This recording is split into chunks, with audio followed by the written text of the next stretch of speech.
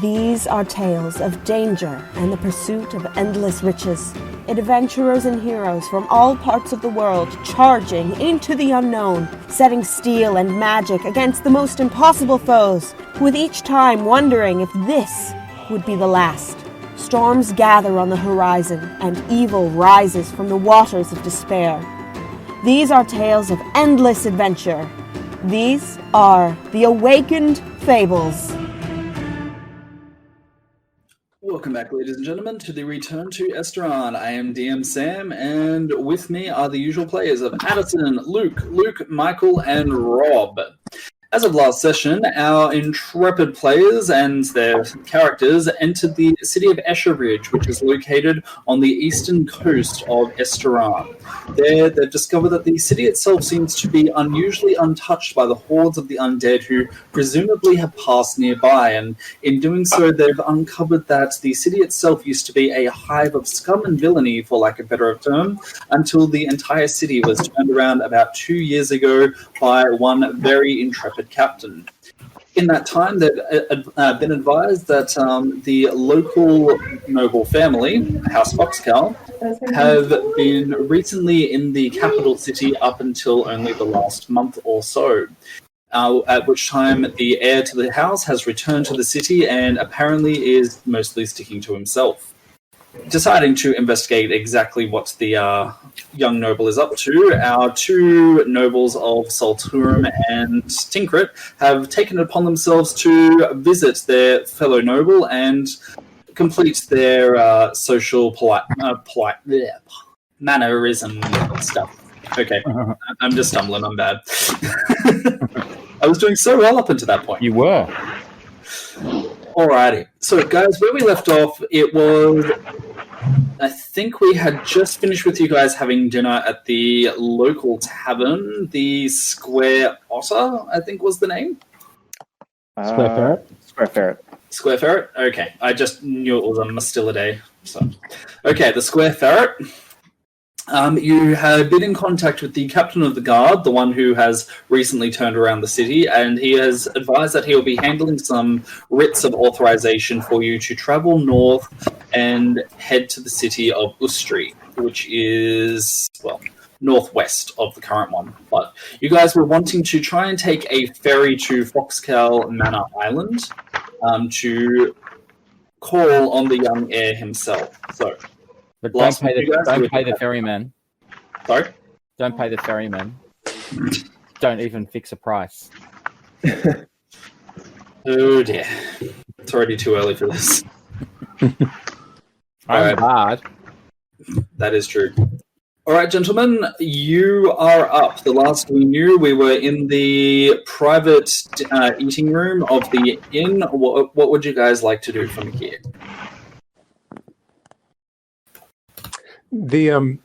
So I would love at some point to. So I'm on the lookout for Knave's eye patch, I think it's called, or something with the equivalent rules. Is this the sort of town that's going to have a sort of well-stocked magical store? A knives? Knaves. Knaves. Let me see if I can find it in D&D Beyond. Yeah, that's not one I've heard of before. Eye patch. If there is, I'd also like to look for see if there's any news of the family bagpipes. So keep in mind, guys, it is getting to be fairly late there. Presumably you would have done most of this early today. Yeah, sure. I think we should have a rendition in the tap room of the fantastic new ditty that Tinkrit has penned. It's rocketed to number one on the charts. Which is amazing. In fact, I wouldn't mind giving a little assistance to Tinkrit by... Do I have minor illusion, Sam? I think I do. Let me look.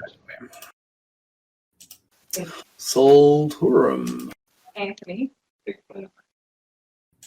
Yes, you do.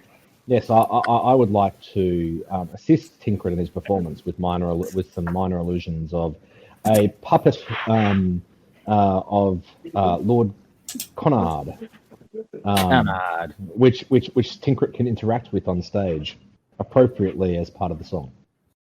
Understood. So if you guys want to get off that performance to begin with, that's going to be easy enough to handle with the innkeeper. He's expecting a performance for you from some point. Yep. Tinkeret / Rob, how would you like to go about setting up for your act? I think I might go by stealth and just appear in the middle of the stage with, and I'll use my minor illusion to kind of go like a bit of smoke and stuff and appear. Alrighty. So I would like to go elsewhere just in case I get caught up in the story. I would actually like to be going around the scummier sort of taverns trying to find out about this heir, but just flagging that and just so I don't accidentally get caught up in this particular narrative. Yeah. Noted. Can I go? Nero's Can I going on go, a pub run. can I go with Nero and just start arm wrestling people? Fair enough. Addison, what would Are you going to Morkan like ask them to do? first, Yes. Olga? Morkan's fine with listening to Tinkeret's little jig, probably cheering him on in the background.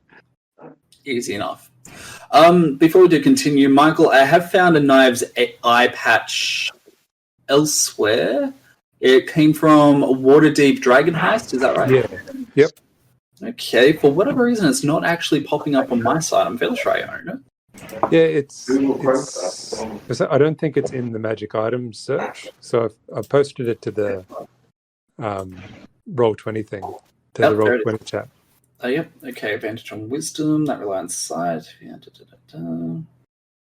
You are immune to magic that allows others to read your thoughts or determine whether you are lying. Oh, that's fancy. My zone of truth won't work on him. Not that I've ever used it, but just in case.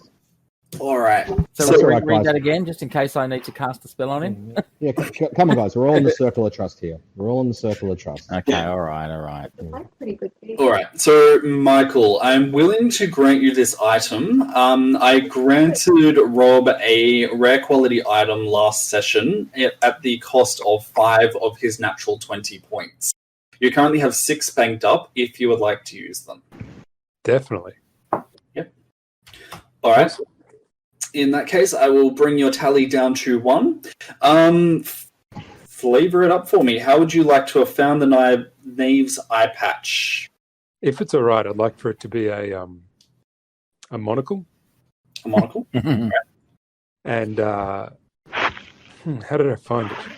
I think I would have been in some sort of knick-knackery shop, just browsing through, and worthless trash to the untrained eye, but it sparkled in a ray of sunlight, and I saw it, and I knew exactly what it was, and it had to be mine, and I got it for a steal.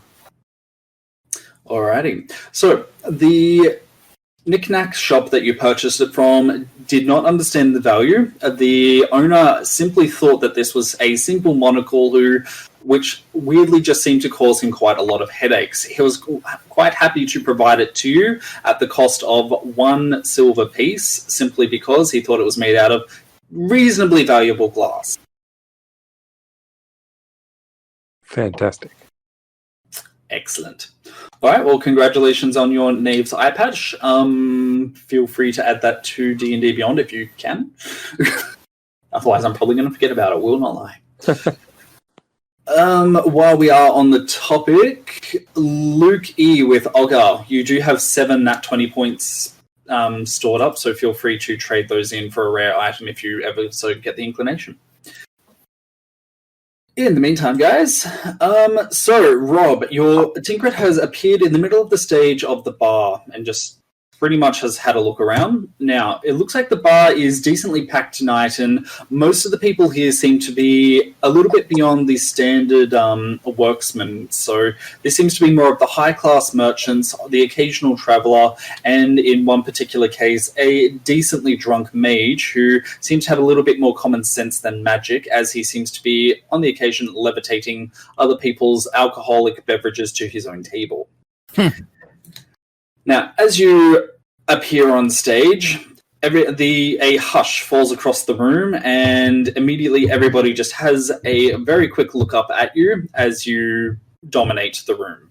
Okay. By the way, I've had a quick chat to Morkan and told him to be a shill. and say, it's true, when I say the nasty things. Ha! It's funny because it's true. Yes, don't worry, I will do this for you. Excellent. And on top of that, I think I'm going to cast Enthralling Performance, because if it doesn't work, they don't know that hasn't worked. So I'm going to try to get four people in the tavern to join us in the song. So with that, I nod to Ciruimon to begin the canard puppet. All right. So, Luke, what does our Conard puppet look like? Assuming he's here. Oh, I think we've just lost him. He has muted himself, so I assume he's gotten distracted. Okay. I'm back. So I'm going to cast a minor illusion, which will have a puppet on strings that's very Pinocchio-esque, but with the likeness and with the symbolism of House Cunard on it. That's going to look uncertainly around the room as it appears, and then turn to look at Tinkrit and jump back a step, and off you go, Tinkrit. Look who's joined us. Nothing but that dastard Cunard. Interesting that he should join us. He has been too scared to face me. 101. Too scared to face my friend Lord Ciruimon as well, in his dastardly deeds that he has been undertaking in the realm. But let me talk no more. Let me sing of this. And then I go into the song, and I sing the song. And as the song progresses, the puppet is going to slowly get not be sort of with is going to start off by looking shocked and aghast, and then slowly look like he's agreeing with what Tinkrit is saying, until by the end of it he's dancing uproariously. Yes, if that is within the capacity of a minor illusion cantrip. I'm willing to provide some leeway.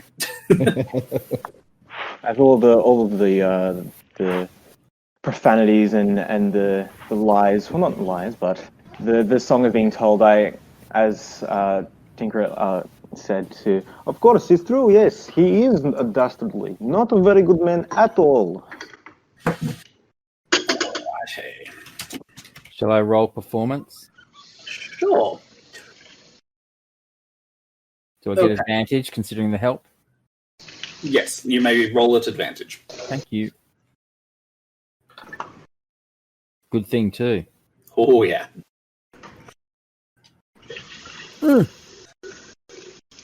Oh, yeah! Oh. Alrighty. So, for those who are currently listening, the original roll was a 4, which was then followed up by a nat 20 in case Rob's reaction wasn't indicative enough. Rob, that brings your nat 20 tally up to 2, because I'm assuming you're not wanting to zap it out now? No, not right now, I don't think. Alrighty. So, we may need it in about 2 minutes. Yeah, I'm using the enthralling performance at the same time, remember? Yeah, gotcha. So 4 creatures have to make a wisdom saving throw or be totally charmed by me.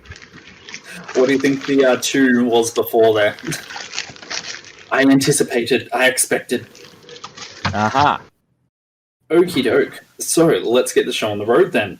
So, as you are beginning to perform your act for the rest of the crowd seems fairly more interested into their drinks, but as Solturim's illusion begins to play out across the stage, the crowd gets slowly more uproarious and loud. As you begin to near the final third of the song, the audience themselves are beginning to repeat and cheer after every single little conniving insult, and by the end of the song itself, they are quite happy to pelt small bits of food and cover their drinks at the Conrad illusion, which is on the stage. So you are able to finish up and do a bow, and simply their only call afterwards is simply encore, encore. I kind of nod to my 2 co-stars to pass the hat around, and we do another version at the same time. Another version, alrighty. We may as well. That is- We only do the last, say, three verses and stuff. The puppet's gonna get a lot more into it this time and start hopping from table to table, doing the equivalent of pole dancing in the middle of the bar tables. Well, that's a horrifying image. Alrighty. Let's have a look here. It's Meet the Fables, isn't it? That's the turn this is taken. Kind of.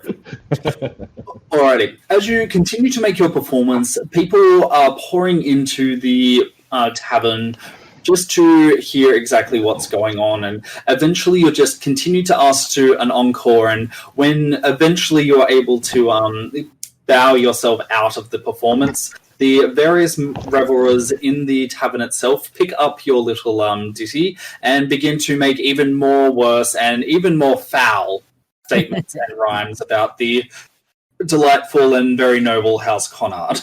Mission accomplished. Excellent. Over the course of the night, you are able to pick up 90 silver pieces from the performance. 30 for you, my Lord Soltru. 30 for you, my friend Morkan. Thank you, my Lord Tinker. That was an amazing job. Thank you for your support, sir. And you. A beautiful shill work, Morkan. Anytime, my friend. Anytime. All right, so Michael with Nero and Luke with Ogre. You guys are doing a bit more of a pub crawl across some of the more seedier taverns of the city in order to locate some more information about the Wayward Heir. What specifically are you guys looking for? Well, I'm thinking that he would have. So my suspicion is that he's a bit of a scumbag, and that he will, from time to time, come to the more seedier joints to, carouse and drink and such. So anything about his character, any rumors he might have let slip, really just trying to get people talking about him and see where it goes. Alrighty. In that case, can I get you to roll either a charisma investigation or a simple persuasion? I will also accept a charisma insight.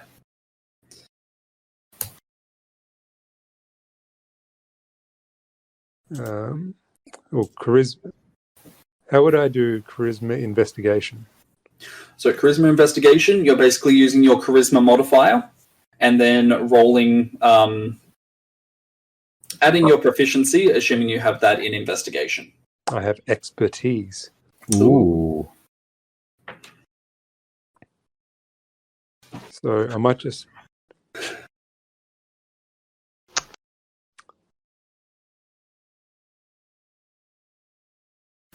So that's +9 to that. 25. All right. So give me a moment.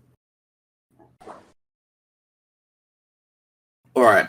So, Luke, did you want to add anything together with Ogre, or is he simply just arm wrestling and making sure Nero doesn't get into too much trouble? Pretty much, just trying to get some money off the guys, and if there's any particularly strong guys, maybe try to recruit them for the army. Yep. Alrighty. So, for Nero's investigation, over the course of the night, it takes you about 4 or 5 different taverns before you're able to find one which is able to provide any speck of information to you. This particular one, the one that you end up is one a little bit closer to the houses of wanton pleasure, as the nobles like to call them, as it seems that the young heir does not actually make any regular visits to the city itself. It takes you some time to find a source of information from one of the lovely women who is employed by the House of Wanton Pleasure itself, as it turns out that the heir, as opposed to dining in, simply orders takeaway, so to speak, and the woman in question is usually carted off to the Foxcol Manor Island for a night or two of her services to be provided to the heir. Oh, so she would know the layout. She might do. I keep thinking instead of wanton pleasure, you keep saying wonton pleasure. And it makes me giggle. Yeah, it's making me hungry. Good old wonton pleasures. Many an embarrassing mix-up has occurred. I do like Yamcha. Solturum just heads out of that place. There weren't wontons anywhere. All right.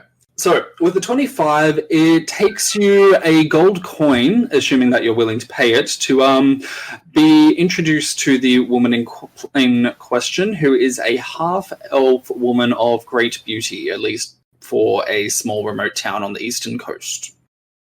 Are you willing to make that payment? Absolutely. Already deducted. Excellent. All right. So it turns out this woman does have some knowledge of the island itself, but it seems that a lot of her information is largely restricted to, one, the heir's bedchambers, and two, the opening part of the island itself. So she's able to advise that the island is mostly a magical construct. About 400 years ago, apparently, as the heir is apt to brag, his great-great-something grandfather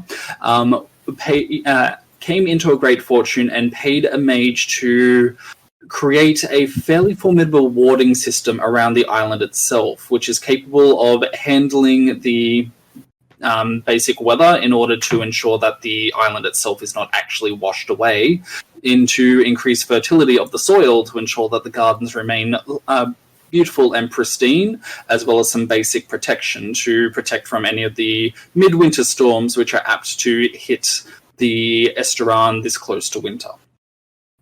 Now, the grounds are not the biggest in terms of nobility, at least she takes a guess at that, as everything is kind of cramped up onto this one little island itself, but it is quite extravagantly beautiful, and she only wishes that she had the beauty enough to attract the heir as her husband. Could I get her to describe to me what the groundsmen wear? Because I'm thinking that the way to, if Ciruimon and Tinker go in as the nobles, then maybe I could slide in disguise as a groundsman. So it turns out that the guardsmen of the grounds wear the traditional colours of House Foxcar. So it is a light purple with a grey colour. It's probably not going to be able to be found within the city, purple being a bit expensive and out of reach of most people, but she does advise that there does seem to apparently be a small barracks on the grounds themselves for those who have the fortune to be part of the heir's guards while he is at home. I think we've... I look around to the... I go up to the enormous brawl with Ogre at the center of it, and say, I think we've got what we come for. All right, just let me finish off this guy then. Alrighty. For Luke, can you roll me a strength? Strength save or? Just strength, if you're doing arm wrestles and other wrestles and so forth. That is a 16. Very nice. All right, so over the course of the various taverns, Nero has probably been more patient waiting for you to finish your various matches, but at this particular tavern, it seems that you have lucked into finding a small dwarf who appears to be completely of the belief that he should be able to beat one of you mangy green folk any day. So... in your particular dice squabble, apparently he rolls a 19 to your 16. So, even as Nero comes up to you and you advise that you are about to be finished, there is a sudden creaking noise as the dwarf suddenly slams your hand down on the table itself, hard enough that all your drinks rattle and many people just quickly clutch onto their mugs in order to prevent them from falling over. Alright, lad, I told you I could beat you mangy green kids any day. One more time then, come on, let's go. Isn't that once enough to settle your pride? Never. Fine, double or nothing. Alright then. Alright, hit me. 17. Alright, so your muscles begin trembling as they try and match that of the dwarf, who rolls a 19 again. If I were around, I could give him... Can I use my second wind? And just, as he's just about to finish me off? Could I I give will let you roll advantage on that, sure. So hit me with the second roll. No. Oh no, that's a 9. All right. So even as you initiate your second wind, and everybody can see the muscles and both your biceps just popping up, straining against one another. The dwarf just seems to knuckle down, find some strength in, gives a roar, and slam. Now, this time, it wasn't enough to just rattle the mugs. No, between your action surge and whatever he's done to counter your action surge, the table splinters underneath the two of you. The dwarf and you, presumably, look down in complete shock, and when the dwarf looks up, he just narrows his eyes before giving a solid cackle. Hey, my boy, it's been some time since I've broken a table like that. Me too. All right. What say we call this off and we just pay the man for his table? I'll pay for the table I lost there. Fuck. All right. So he calls for another round to the cheers of the entire bar, and presumably everybody gets a drink, including Nero if he's so inclined. Yes. Yeah, because the Policia is not here, so definitely. Fair enough. All right. And from there, presumably the rest of your night ends as it is. How would you guys like to actually finish up your night out on the town? I'd probably stay there drinking with that dwarf for a while, to be honest. Yeah, I think it might be like a total bender. I think I might be completely hungover the next day. Oh dear. Oh dear. All right. Well, in that case, Michael and Luke, can you guys roll me Constitution saving throws? Oh, I'm really good at these.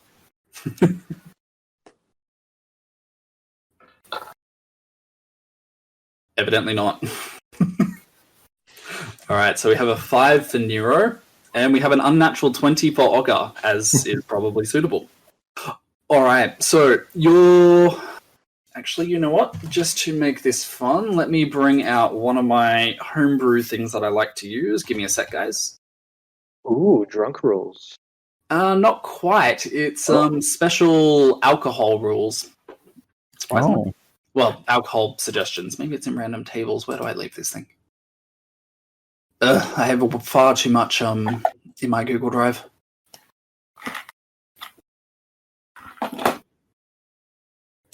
Homebrew. Nope. Nope.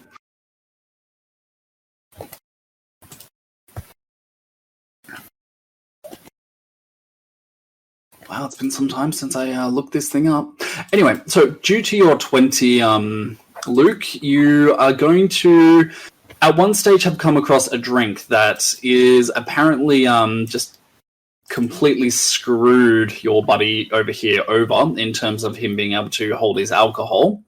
If you would like, I can also provide you with a copy of that particular alcoholic beverage. I don't know if Ogre would be overly interested in that particular thing, though.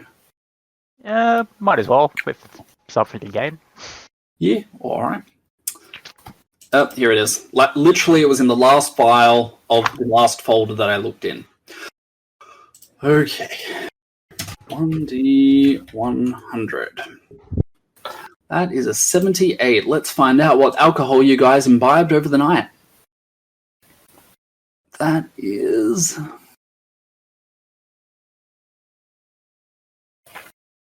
Ooh, that sounds delightful. Okay, so over the course of the night, you were provided with a strange alcohol, which was provided to you by, surprisingly, your dwarven friend. This one he simply called a gut buster, and when he handed it to you, he said that it was only for the most manliest and stout of men. Even as you drink this particular brew, it doesn't feel like you're so much drinking it as you are half eating it. It's just simply that thick. Afterwards, it seems that Nero in particular had a fairly horrific reaction in that he was not able to hold any of his alcohol whatsoever. Olga, presumably it seems to have sat well with you on the other hand, and after quickly getting the recipe from the barkeep, you were quite happy to order more while Nero eventually passed out into a slight slumber. I just chucked them on over my shoulder and carry him home then. Easy enough. So the two of you stumble into the door to find that the entire bar is singing a very uproarious and catchy tune, which seems to be overly insulting House Conrad in increasingly inventive and physically impossible ways. I just go straight to the room. Like one time I drank this homebrew beer. It was in like this little village in Uganda, and it tasted like muesli. And for 2 days, everyone thought I had malaria. I was so sick. That's kind of what I think's happened here. Wow, hell of a beer. It was terrible. This is fair. Okay, so presumably you guys continue the nights doing as you would usually do once you've gotten to a tavern, either an assortment of drinking or socializing. When you eventually wake up the next morning and somebody looks in on Nero, he frankly just looks like death warmed up slightly. So who wants to be the one to rouse your friend? I'll cast Lesser Restoration on him. Is that going to get rid of his terrible hangover? If you cast Lesser Restoration, it does make him look less death-like, but he doesn't seem to overly be too recovered. Whatever is still presumably circulating throughout his body is doing a hell of a number, as even the slightest mention of water and bread for breakfast is enough to set his face to going green. He is not in a good way. I'll be happy to carry you, my friend. Sorry? I'll be happy to carry you, my friend. I am not above that today. Isn't that not something? Can't we take him to like a temple and get him healed in the short term? We may need his capabilities. If you guys would like to head to a nearest temple, you can make use of their healing services. It's probably going to cost about 5 gold pieces. But considering you're about to get on a boat, Nero, that might not be the worst thing. Yeah, I don't want to clean up after him. It's all right. Just hang his head over the side. He'll be fine. I'll be insisting that I'll be fine, but very much going along with it. No, stop. Leave me alone. Well, whilst they do that, I'll go collect my full plate. Easy.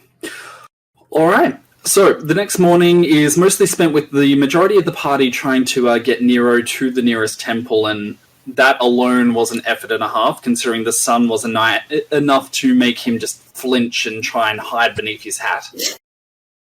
Afterwards, when Morkan eventually makes his way back to find you guys are still at the inn, convincing Nero to go out, the apparent clattering sound coming from Morkan's new plate armor apparently is incentive enough to get Nero on his way. Come, my friend, we don't have all day. We have a boat to catch. Just stop moving. I cannot. You know what? I jump up and down. Come on, let's go. I hope we're not on the second floor because I might fall through the ground. I start screaming for a healer. Didn't we already heal him? All right. So after a very quick trip by the nearest healing temple, after which Nero got a very thorough lecture about the vices of alcohol and the various poisons against the world, you guys are finally able to make your way towards the ferry, and just in time to be met by a courier in the city. Oh. My lords Tinkrit and my lord Pipe Drone and my lord Vikram, I have been sent to provide you with an invitation to attend House Foxcull Manor today in order to meet our local heir, so that you may engage in noble pleasantries. As is to be expected. So he provides you with a letter. He gives a bow and a flourish, and when you open the letter itself, you can see that it is done in the standard noble way, standard scripting, standard wording, and seems to have a small wax seal on it, which has tiny flecks of gold imbued in it. Cool. Wonder what it's worth.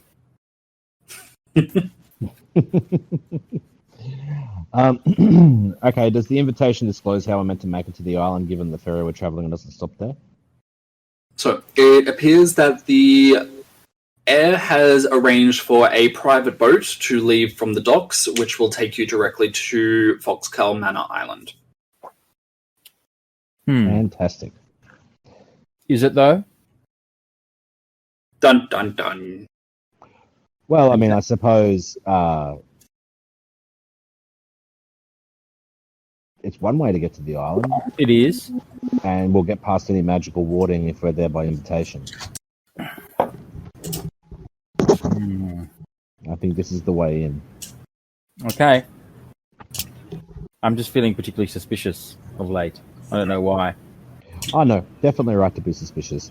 This is no doubt, if we're correct in our theory about the young lord's friends, then plainly we're being pulled into a trap. But being aware that that might be the case is also an advantage that we have. Yes. True. Lord Tinkrit, when we get there, could you use your not charm person ability? I'm just wondering if you two. So he will know that we're a party, but he won't. He may. He may, but he won't be interested in anyone except you and Ciruimon. Could you charm some of his guards to pretend to be your guards?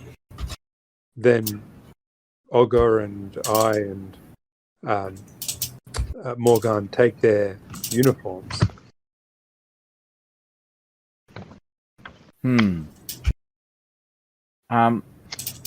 When I charm them, they love me, and they'll do anything unless they're attacked.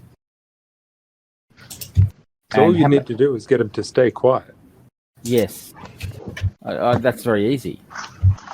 They can follow me around, and should I be attacked, then they would attack the person who attacked me. Meanwhile, the three of us pass without trace. I was working on a kind of twist on that plan. Is that how many people are going to fit? How many guards are going to be on the boat? They're a captive audience. All I have to do is sing, and I will capture.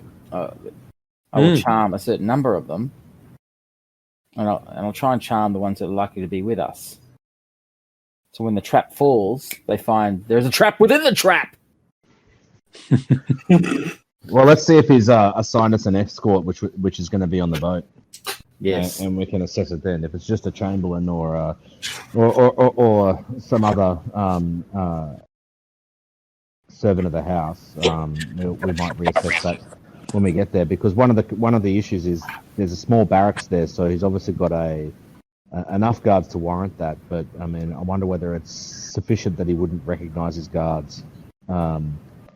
Yes, that's. I think it's better to charm his guards than try and replace them.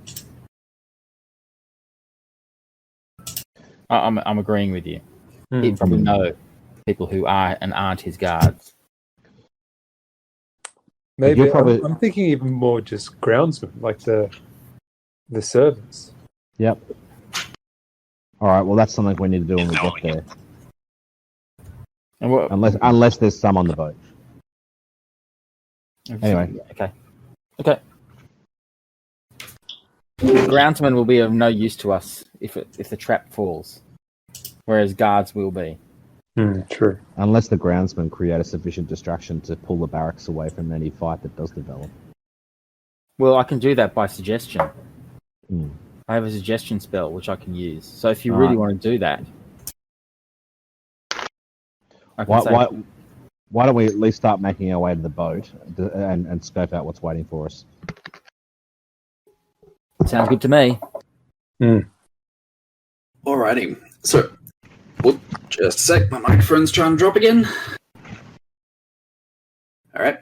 So, as you guys begin to head towards the docks, you, in the distance, can see that the day seems to be rather grey and overcast, and even on the horizon of the sea, you can see what looks like a fairly large storm head, which seems to be swelling fairly out to sea. As you get down to the docks itself, you can see that the boat that you've been directed to is a small one, maybe able to fit 10 or so people, but it is reasonably luxurious with cushioned seats, a small hand servant to provide you with refreshments, as well as 2 guards and a single individual who seems to be perusing some paperwork even as you attend. At the gangplank towards the boat, you are stopped by one of the guards who simply says, "And you would be?" Lord Vikram. Lord Vikram, and we are also awaiting Lord Pipedrone. Is he among your number? Sorry, back. I tried to mute. That's not muting, that's leaving. This is my lord. This is my friend Lord Tinkrit and our party. Excellent. In that case, might I refer you to the to our seats, and we will be able to set sail shortly. Can you? What's the guy that's sitting there that's writing stuff down? I missed what you said. There's another guy there. Yep, that's correct. All right, give me. Apologies, child interruption. Oh, real life aggro. Got it. Yes. All right. So, as you enter into the boat itself, the person writing on a piece of paper simply looks up before getting to their feet. Greetings, my lord and retainers. My name is Gerard Granette. I am the heir's resident magical consultant, and I'm here to escort you to the island. Splendid. Is this the extent of your retinue, my lord my lord Vikram and my lord Pipedrone? Currently, we've left some behind. They will follow in another boat. If that is the case, then I will notify our Lord Heir on the when we arrive at the island, and we will make preparations as best we can. Excellent. All right. So it only takes about 10 minutes before the boat itself is able to arrange itself and begin to head towards the dock. You guys can see that the ocean is getting reasonably choppy around you, but the boat itself seems to be experiencing a unusually smooth journey to the point where you are barely able to detect that you're currently out at sea. Sam, what was Gerard's surname? His surname was Granette. So just a sec, I'll put that into the chat for you. I'm not on Roll20. Oh, all right. I will put it in Discord for you. Canard. His name is Conard.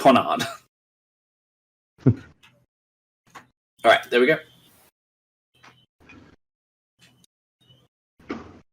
Thanks, mate. All good. Any reactions? Or would you like us to just continue? I'm happy to continue at this point in time.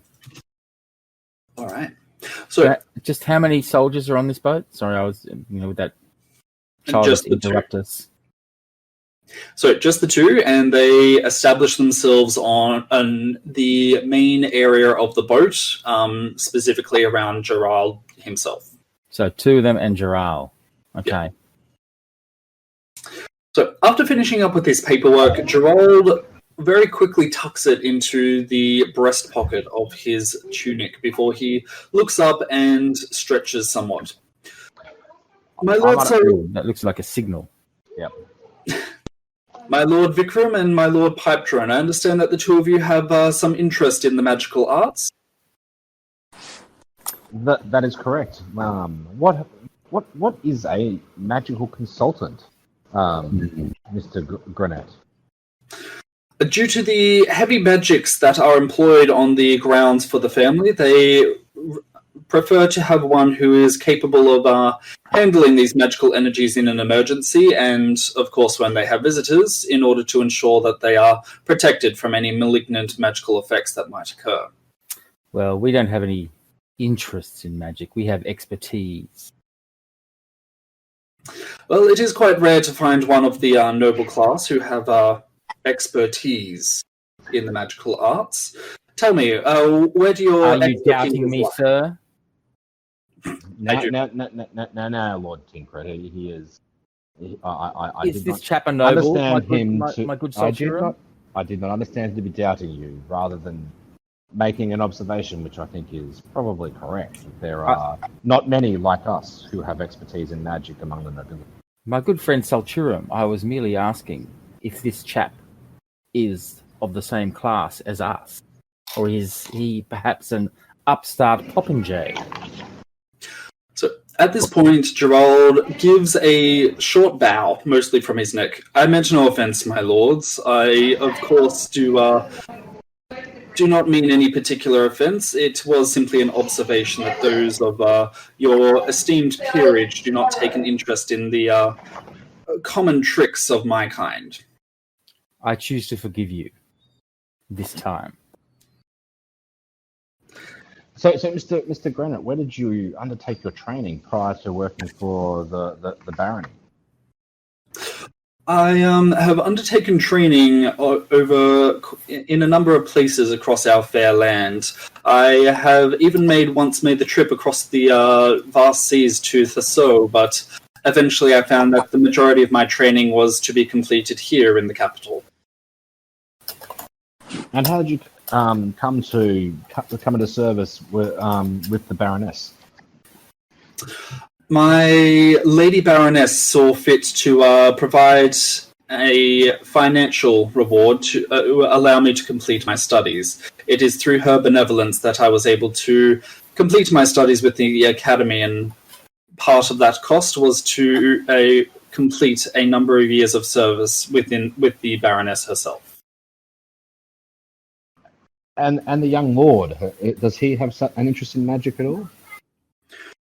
The young lord, as is demanded of the majority of noble class, does have a vast grounding within the magical arts, but I do not believe his personal interests lay within the magics, within the magical skills that you and Lord Pipedrone are so obviously have expertise within.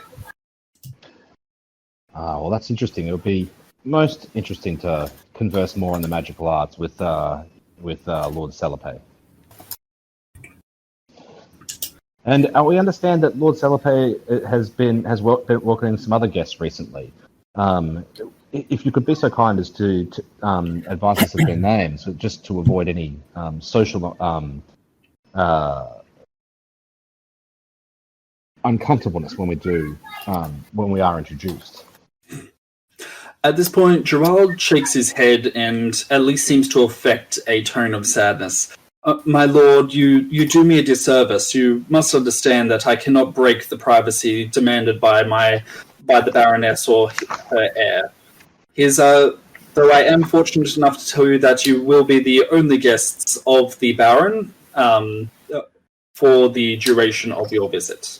No, I quite understand. Well, we were of the understanding that he was currently entertaining a guest, so that was my error, obviously. I understand. I just yelled. What do I yell? What's a D&D shark called? Is it a megalodon? Is there a... That is a massive shark. You could just say there's a shark, or you could say there's a megalodon. It causes everyone to panic. Leviathan. There's just a Leviathan. I yell both. Megalodon, Leviathan, over there, look. I go, where? And intentionally bump into our friend Granite and try and pick his pocket of that document. Alrighty. Roll me deception, Michael, and then for pickpocketing, roll me that. He's got a mad. Yeah, I gave him a bardic inspiration, by the way. Okay, cool. Unnatural 20. Excellent. Oh, sorry. And Rob, roll me sleight of hand at disadvantage. Disadvantage. Disadvantage. That's right. You're fucked. Why disadvantage when I got him to distract him? Probably not going to be worse than 11. Well, yeah, that's fair. I mean, if he'd gotten a natural 1, that would probably be the worst. So technically, he got the halfling natural 1 Yes. in rolling a 2. Alrighty, let me very quickly check here. I'm going to use my 20. Going to use a 20? Yep. Alrighty. In that case. So, as Nero shouts out, everybody, even among the party, except for Tinkrit, very quickly turn to look at the direction that he's going for. As Tinkrit accidentally stumbles across into Gerard, you are able to slip your hand into the breast pocket, presumably reaching up somehow and doing that, and are able to very quickly tuck away some of the wad of paper that Gerard had put away. And with my 20, can I pickpocket him as well? Was that not the goal? Oh, no, yes, I wanted the document, but I meant to take his money as well. And he purse with a 20. And his magic rings. That ends up being 30. Noted. All right, just a second. Did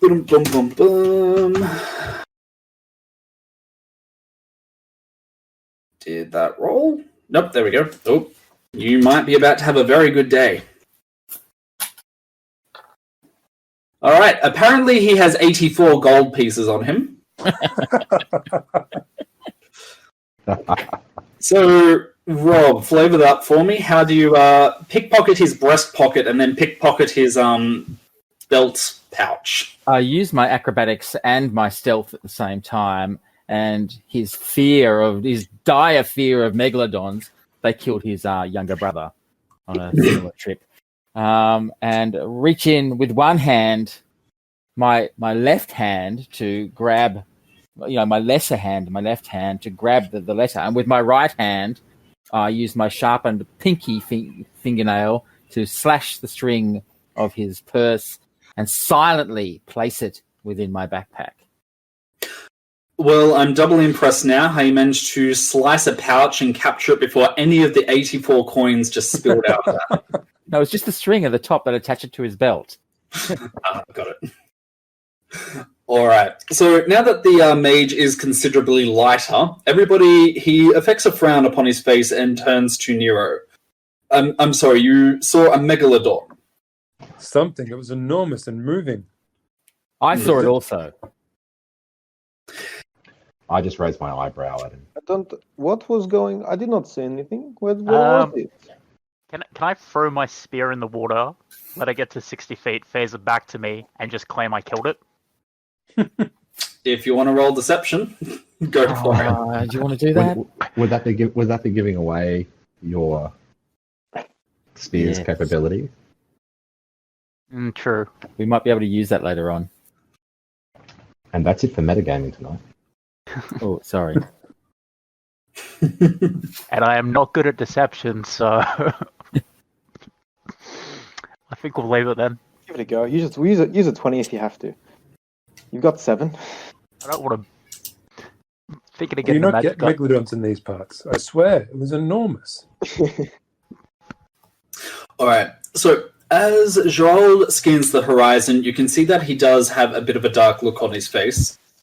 It would not be the strangest of things that have filled these waters in my years of service.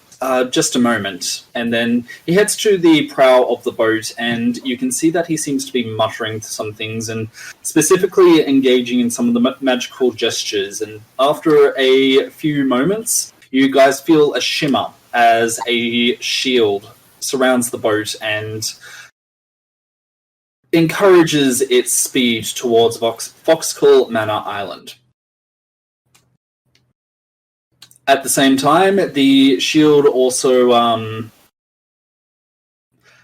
Oh wait, no, actually, I will just leave it at that. You guys feel a odd tingling, and Salturum in particular, you feel like there is an additional magical effect at play here.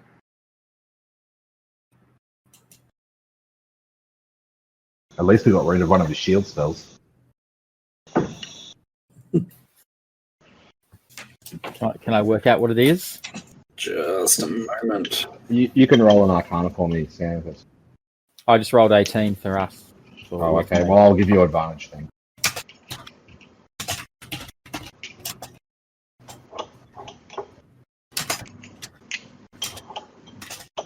Well, I could get a critical, I suppose. No, but I didn't. A halfling 1.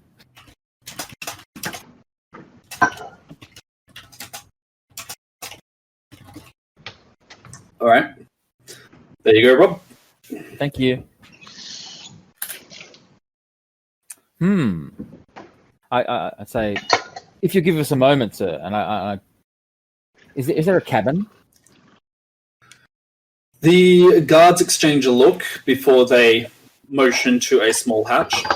My lords, there is a small room down there where, just past the kitchen, you may also use the ablutions, which are available as well. Thank you. I have a personal right which I must undertake. It's a noble right. Isn't that right, Salturum? Oh. Yes. All right. So we nick off downstairs. Sorry? We nick off to the hatch and go downstairs. I want to have a look what this note says. Alrighty. So, as you head downstairs and eventually find a quick, quiet corner to look over the note, you can see that the majority of the items, the majority of things that are listed on the note itself seem to be magical reagents, those which are currently used to participate, maintain, and end powerful spells. Interesting. What do you think of that? Well, it would be in line with about what we know about the powerful warding spells that surround the castle. Perhaps we could use our Arcana skills to try and work out how we can break the wards, because we may need to escape this place. Yep, I'm down with that. Do you want to do it? I'll offer what Yeah. for assistance I'm able. Yep. I wouldn't cast any spells. I'm giving you a what's his name? A bardic inspiration. That's not going to trigger anything he's got going on. Nope. Is there a beeping coming from one of you guys, or is that my side? No, that's my fridge. Oh, okay. What? Know where it was.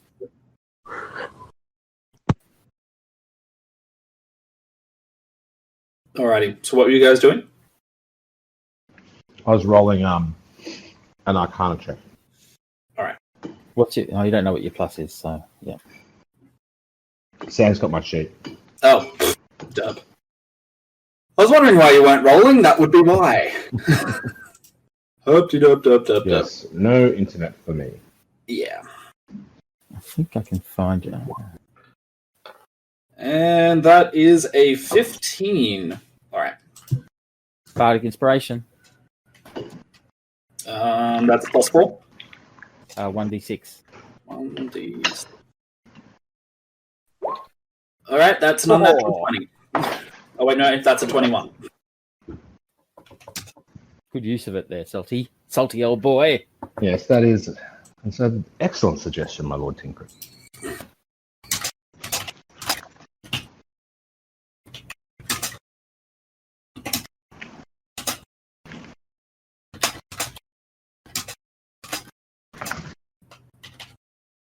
Just chuck us in another room, mate.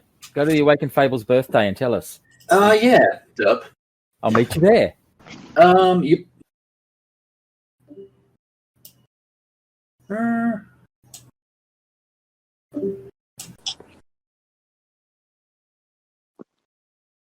Imagine we just join something. Ooh, so what's going on? So what do we do now that they're gone? I want to go fishing. They got any I got any fishing rods on this boat? I reckon we just level up. Yeah, Might as everyone well. go to 20. Yep. Well, that counts as the adventure. So Done. Let's go level 9. Why did I get level 9? I think that's a dead level.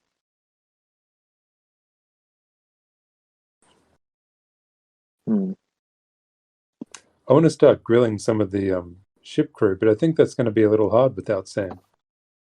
Yeah. Just make it up. It can be whatever you want.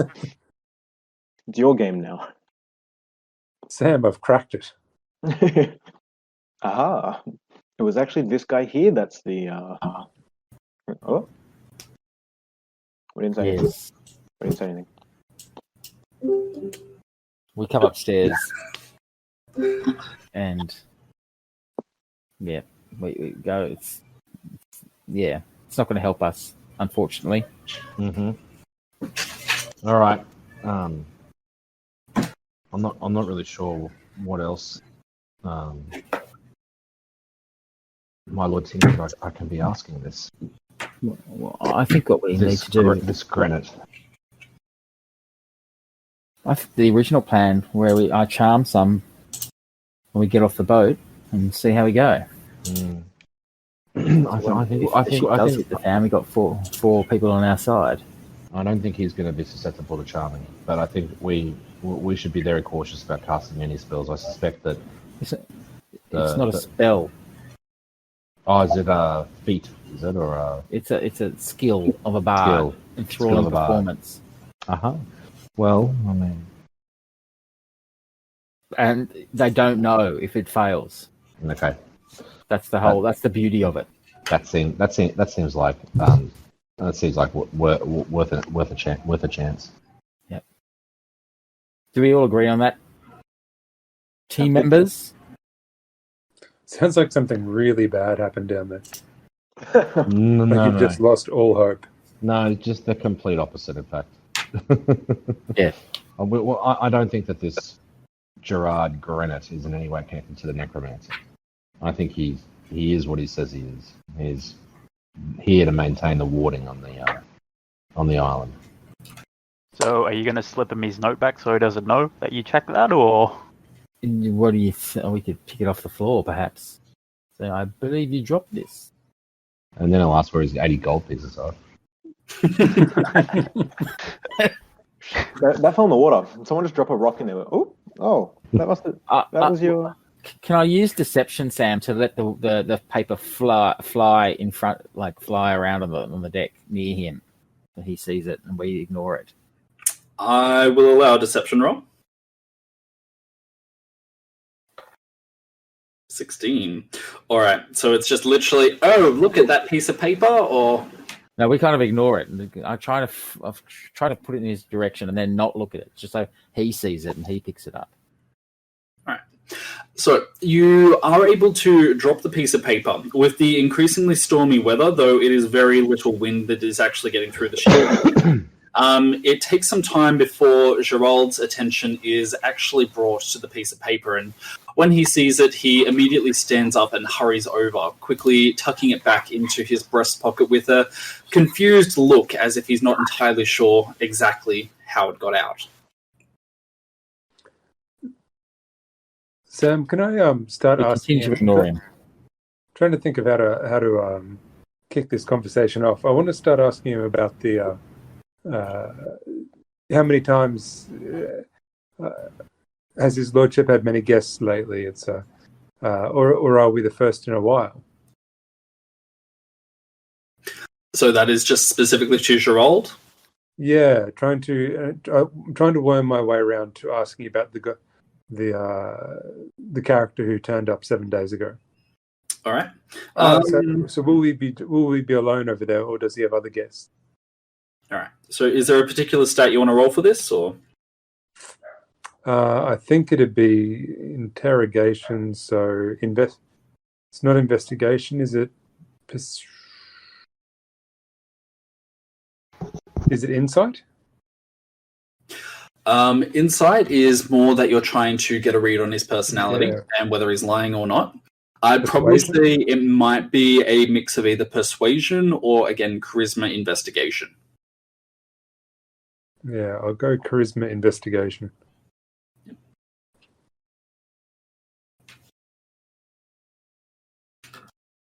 So 27. Very nice. All right. Give me a sec. Actually, I need to roll with something else, don't I? Ah, God damn it. I shouldn't have closed that page.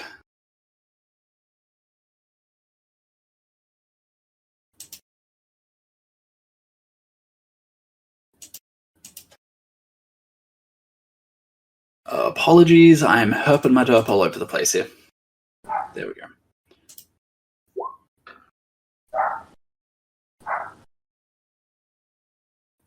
Alrighty. So, for the rest of the trip towards the island, you engage in petty conversation with Gerard, and you are able to establish that he does seem to be fairly on the up and up. He, just through your investigations, you're able to believe that, yes, he has been frequently traveled across the continent. He did go through training at the capital. It takes some time before you are able to steer the conversation around to any guests that there may have been in the that may have been within the island recently.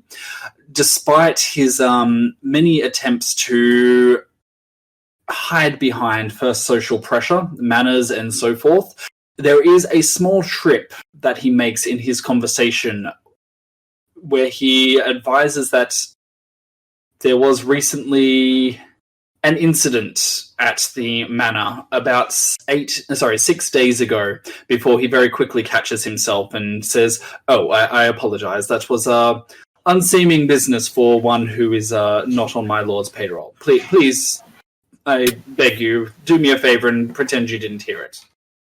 Can I use my mind? What's my mind reading ability called again? Detect thoughts? Detect thoughts. Yeah. Yeah.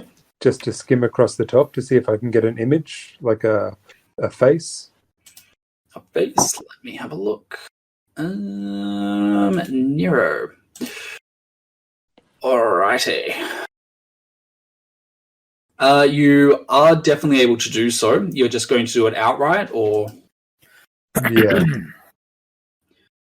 Okay. Yes. Let me bring up spells. Minor illusion. I don't know if you've got detect thoughts from the looks of things. This is my annoying thing of my different monastic traditions. So I lost 2 of my other shadow arts, but gained. So I don't have darkness or silence, but got detect thoughts and mind spike instead. Oh, okay. So it just hasn't updated on the character profile then. That's all. I can't delete the old character. I can't delete.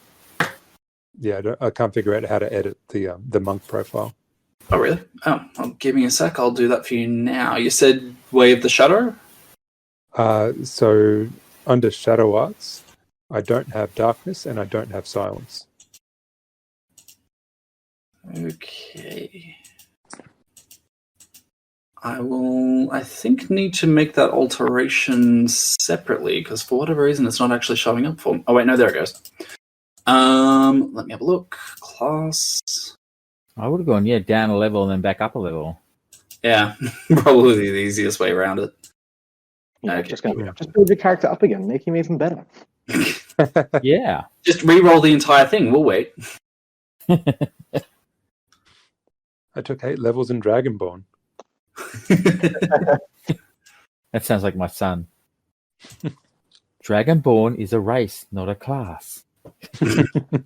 No, you're wrong, because in Skyrim, it's something you can be there. Okay. Yeah. Exactly. With no real reason as to why, just No. because. But it's more like in Fortnite, you could do that. God. Is it? Yeah, there it is. Monk, Way of the Shadow. Okay, yeah, I think I'm going to have to come back and manually do this a little bit later. All right. Anyway, for Detect Thoughts, that's easy enough. It does have that. All right.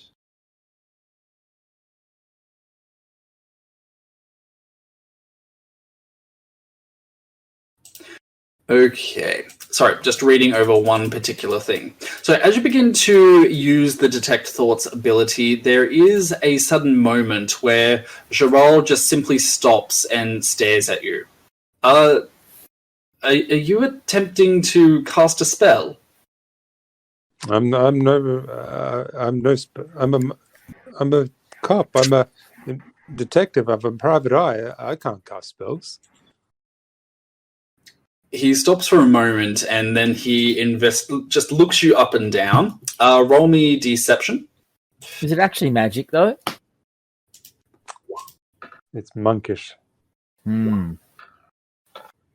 Can I use the bardic inspiration? I haven't actually seen what I rolled yet. Yes, you may.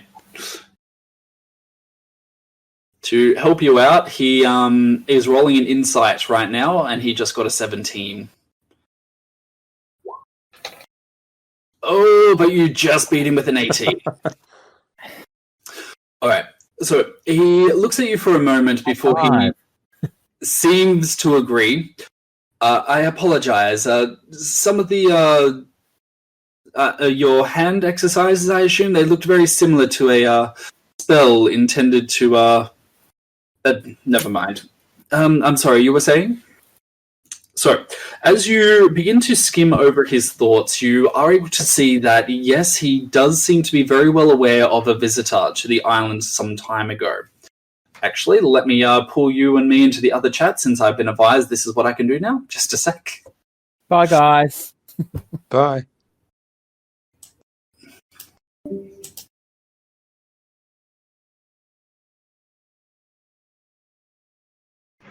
This is a really long boat ride.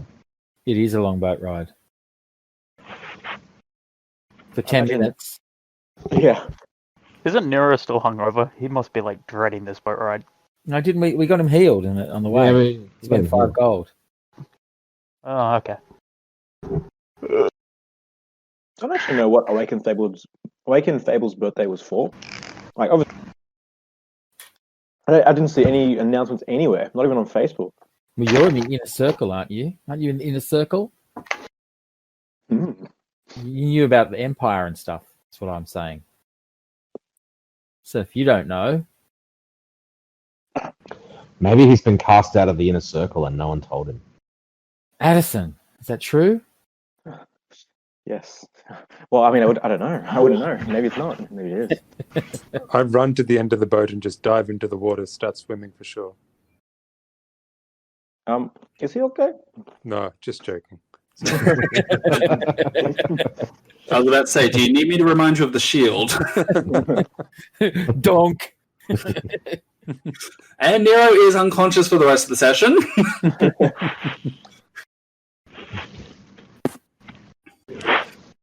I casually walk around to Ciruimon and the others and Tinkrit, and one by one, Morgan and Ogre, and say it's the necromancer was here. It was him. Of course it was. Good. So, as Nero makes his rounds, there is suddenly a clearing of the throat from Gerard. Gentlemen, if you will look towards the head of the boat, you'll be able to see the Foxcull Manor. So, in the distance, you can see a fairly small and squat island, which seems to just have almost been built directly on top of the sea itself. Just judging from the nearby waves, you can see that it is barely out of range of some of the largest waves, and particularly during a storm season, there is no way that this entire island isn't being dumped. But the more magically astute among you can see a slight shimmer, a magical dome, which is barely visible at this particular perception point. That seems to be covering the entire island from head to the shoreline itself. In the distance, you can see that there does seem to be a dock, which is down by the shoreline, as well as a fairly steep climb up to the manor grounds itself. I will say, Mr. Granite, that is truly an impressive warding that you that surrounds the island. Do you maintain that all by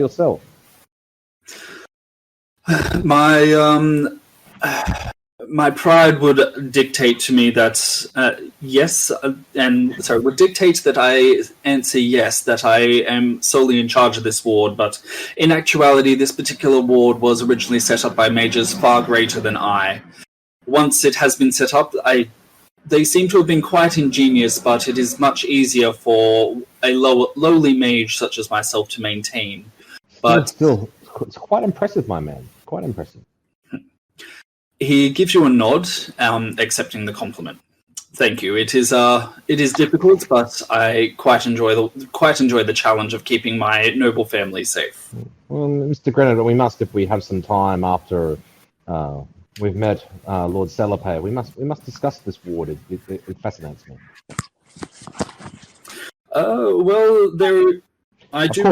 If your lord permits it.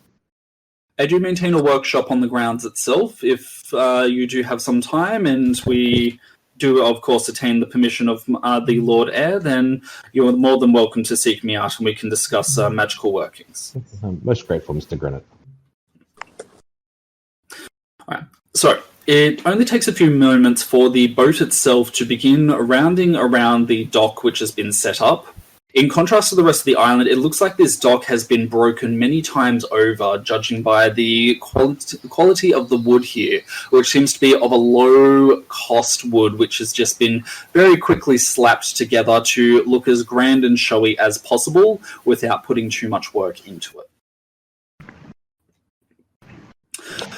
Gentlemen, I will be able to escort you from the dock itself up to the grounds. However, I believe that the heir will not be available to see you until the lunchtime hour. You are free to peruse the grounds in that time, but if you are so inclined, you may also seek refreshments from within the manor itself. Can I confirm, Sam, that the powerful magic that I could sense the other evening in the city is in fact radiating from here? Yes, you can. So now that you are this close, it is very easy to tell that this is the source of the overwhelming power. Can I distinguish between the warding, or is it something else I'm sensing? Give me a sec. Let's see what's on your spell list. Otherwise, I can roll Arcana. Do you want me to check spell list or Arcana? I don't think I have Detect Magic or anything like that that'll help in the spell list, but yep. So yeah, it'll have to be an Arcana roll. That's all good. All right, Arcana of... Oh, that's a natty 1. Uh-oh. All right. So this close to the warding itself, you can almost feel that your magical senses are getting a little bit overwhelmed by the sheer power and age of the warding that's directly ahead of you. Unfortunately, you're not really able to sense anything aside from this overwhelming power just emanating from the wards. Mm-hmm. I'm not going to save that nat one either. Alrighty, not going to save it. Ooh, what can I do here? Alright, so as you stretch out your magical senses in an attempt to find out whether there is anything additional to what's going on, there is a sudden snap of thunder throughout the air, and Solturum is abruptly forced back and slammed against the boat. Just a sec. That needs one less slash. Alright. Alright. Apparently you take 1 point of force damage. But as it does, you can feel your grasp over your magical powers fizzle for a moment and altogether just begin to fade until you're left with the barest minimum of your magical power. For the rest of the day, you will only be restricted to your cantrips and your level 1 spells. No, I regret that decision now. I have Detect Magic if you want me to use it. No. I was more just idle to see whether there was the magical sources. Anyway, look, I mean, I think that I'm just going to say, my Lord Granite, Mr. Granite, what was that? What type of warding is this? Surely I cannot be the first guest with magical abilities to pass through to come to the castle. How can you that you operate such a warding which is so dangerous to those that approach it. I apologize, Lord Vikram. I should have advised that the wardings themselves tend to be rather temperamental for those who are endeavoring to use magical power without the express permission of the heir.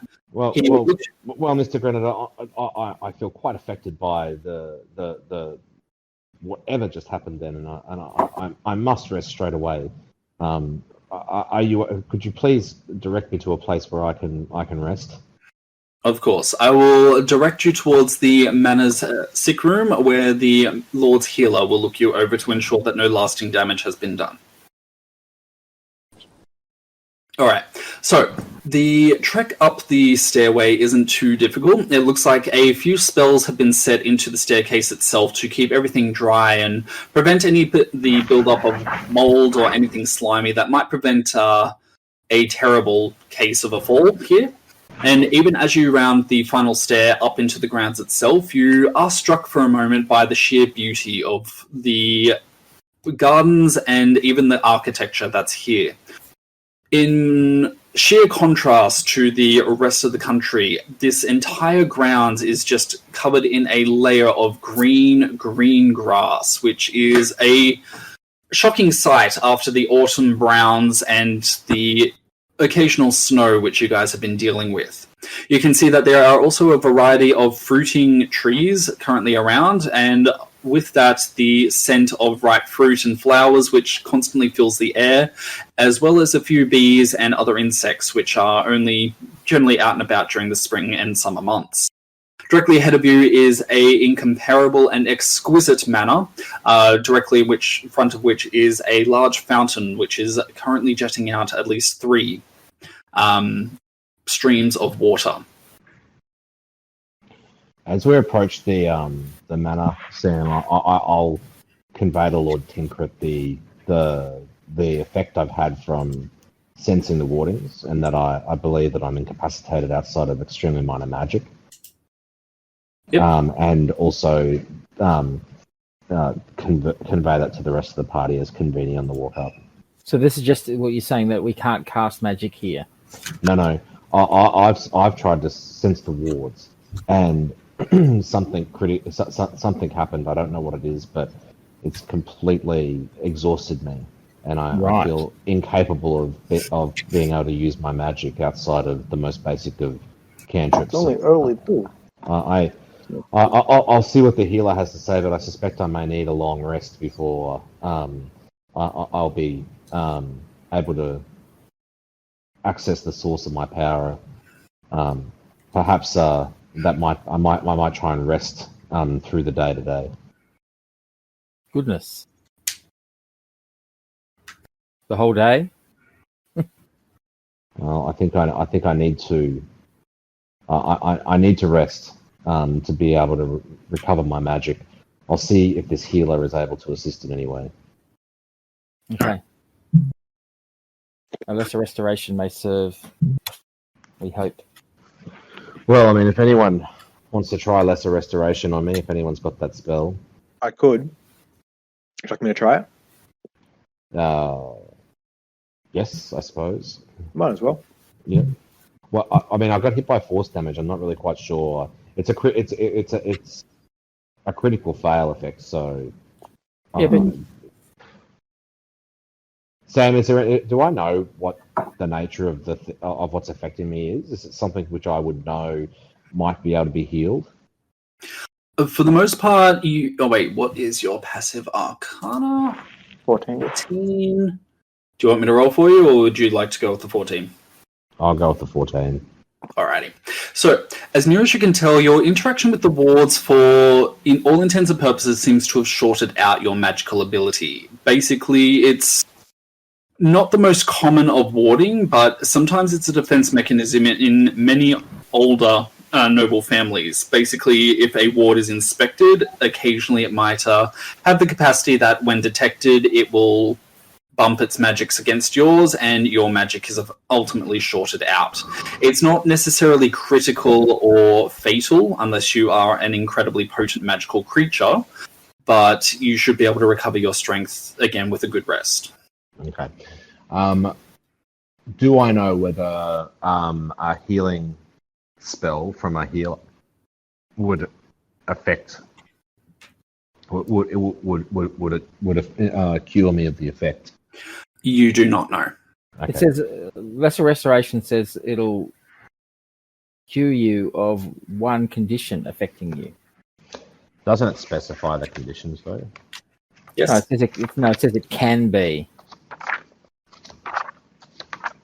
The condition can be blinded, deafened, paralyzed, or poisoned. But being the rules lawyer, doesn't say condition can be and is restricted to. It just said can be. No, it's fair enough. Addison, can you roll me? I think I've done Arcana too much, but I might get another one. Last, hopefully, Arcana check from you guys. Hit me with Arcana. Fuck, can't. Didn't go through. Oops. My dice rolls are going off. Give me a second. I thought Rob just declared the dice because I can't see what's going on. So when I heard Rob speak, then I went, "Oh, he's gonna kill me." No. Rob wouldn't kill you intentionally.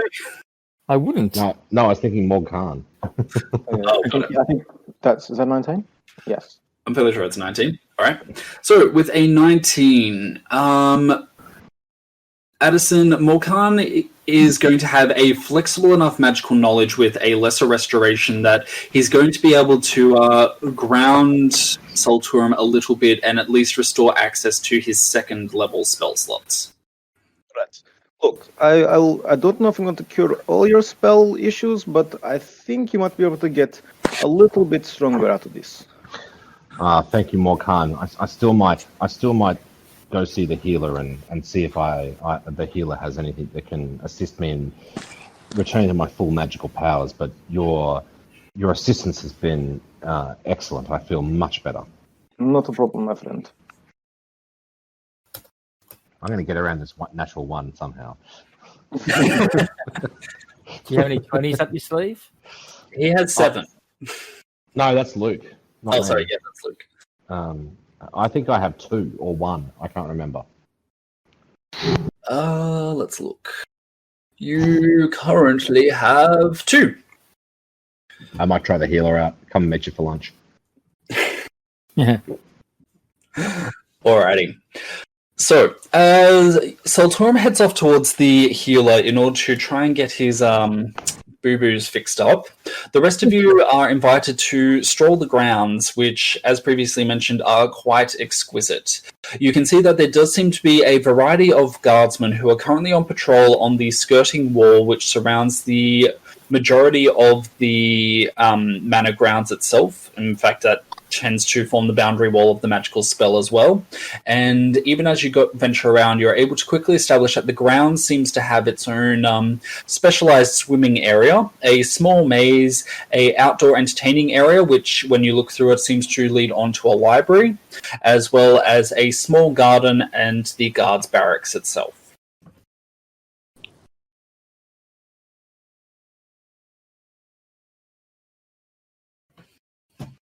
Cool.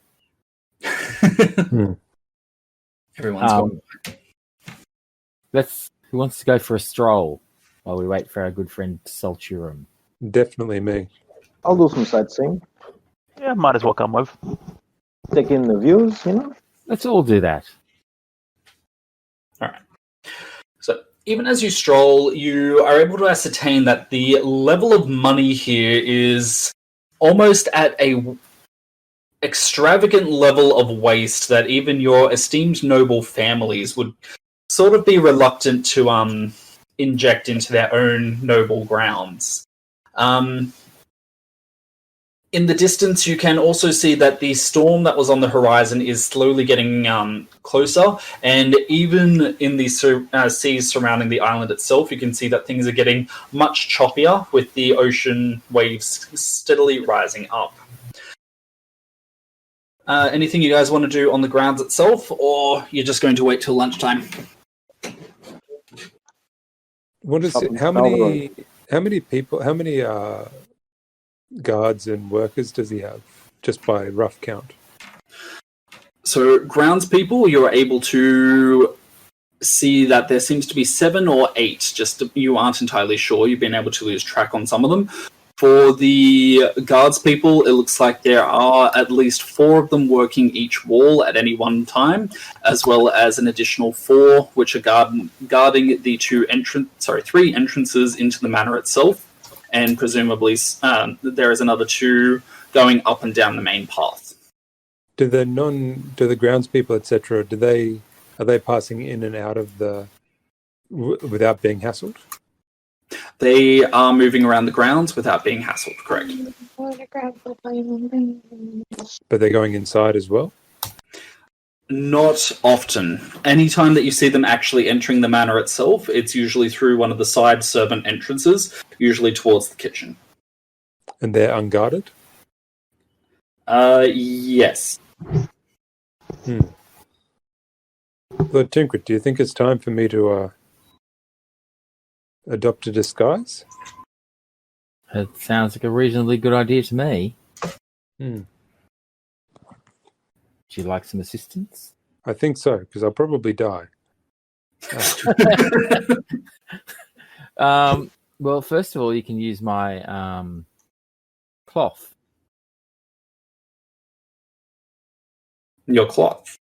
Yes, one moment. I'm just going to share it in chat. It's not going to be the shift weave, is it? Yes, the shift weave. Okay, so the 5 outfits you've imprinted on there are going to look like very tiny clothing on Nero. Got it. No, but I haven't imprinted 5. I've only imprinted 2. And one of them was a servant thing anyway, and doesn't like D&D have no issue with size. Are you being sizist, Sam? Of course. Into, I'm you the know? DM, I have to be. It's okay, just play him off as a stripper. I don't think that's going to work very well either. I'm a sexy groundskeeper here to dig your soil.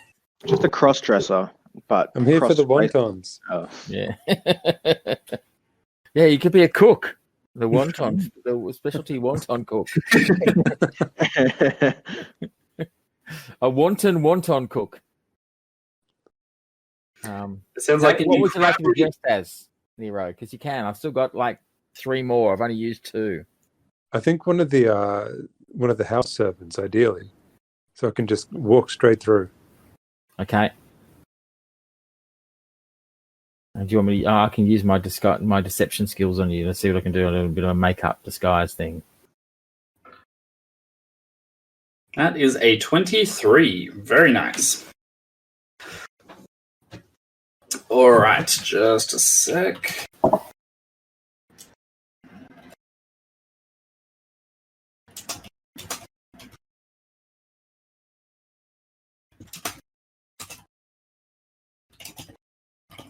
All right, so with the 23, you are able to pull off a flawless recreation of the groundsman's gear. Which groundsman duty would you like to provide to him? Well, it's ideally Lavatory cleaner. Oh, yes, that lavatory cleaner. Yeah, because you could go anywhere with that one. All the different places. That's a good idea. Even though you were being mean, it's a good idea. You can be mean and smart at the same time. Apparently. Well, you're not wrong. All right, so you want to go for a lavatory clean? Yep. Easy. Okay. So are they called oubliettes? I believe they are, but honestly, I'd assume in a magical society, particularly for nobles, they'd do it, Harry Potter style, where they'd just get a mage to vanish it all. Oh, grody. Or put it into another dimension. Imagine being that poor dimension. What's this? This is the elemental plane of poop.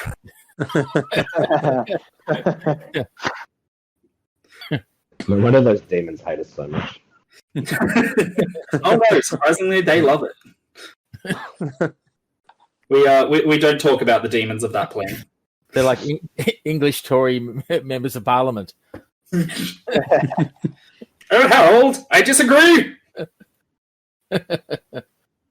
All right, so you're provided with a lavatory specialist outfit, I guess, for lack of a better term. Rubber gloves, goggles. Has he got a cart too? And a bucket. A bucket. This is my bucket. All right. Do you guys want to take a quick 10-minute break before we move on? Sure. All right. We've been at it for 2 hours. I figured we'd probably take a 10-minute break. Yeah. Sounds good. All right. So you've been able to create the secret disguise of the. There's got to be a official name for it, but the lavatory specialist. Let's go with that. The hygiene specialist. I don't know. What would you guys like to do from here? Is that healer able to do anything? Just a sec. All right. So. Oh wait, no. Apparently there is a. Wait, no, maybe not. Sorry, I thought there was an official name for this. Apparently not. Oh no, here it is. Apparently the name for someone who deals with human feces and all that is a gong farmer. There we go. Yeah, Putting that straight to LinkedIn. Not a scatologist? no, surprisingly, gong farmer. Yeah. Right, yeah. Gong farmer, gong firmer, gong scourer. We can call you a gong scourer. Well, I prefer that, yeah. Or if you want to be fancier, it's nightman. You're going to scour your gong. All right. So you have gone through and you have been able to create your particular disguise. With the healer Luke, she has a very quick and brisk look over Ciruimon before she just gives a bit of a noise. Every time there's a mage who visits who gets a bit too uppity for his breeches and has to check everything out, this happens. You'll be fine. Just make sure you don't cast any heavy magics for the rest of the day, and your power will be returned to you by morning. If I was to take a rest from now and try and get some sleep for the day, would my magic be restored by the evening? She just gives a bit of a shrug. Take a rest if you want. It frankly will make no matter. All right. Well, I might return to the group. All right. So by the time you stumble up to the group, you see Nero, who is thoroughly dressed as a nightman. I'm unsurprised. Just, I look the same to you.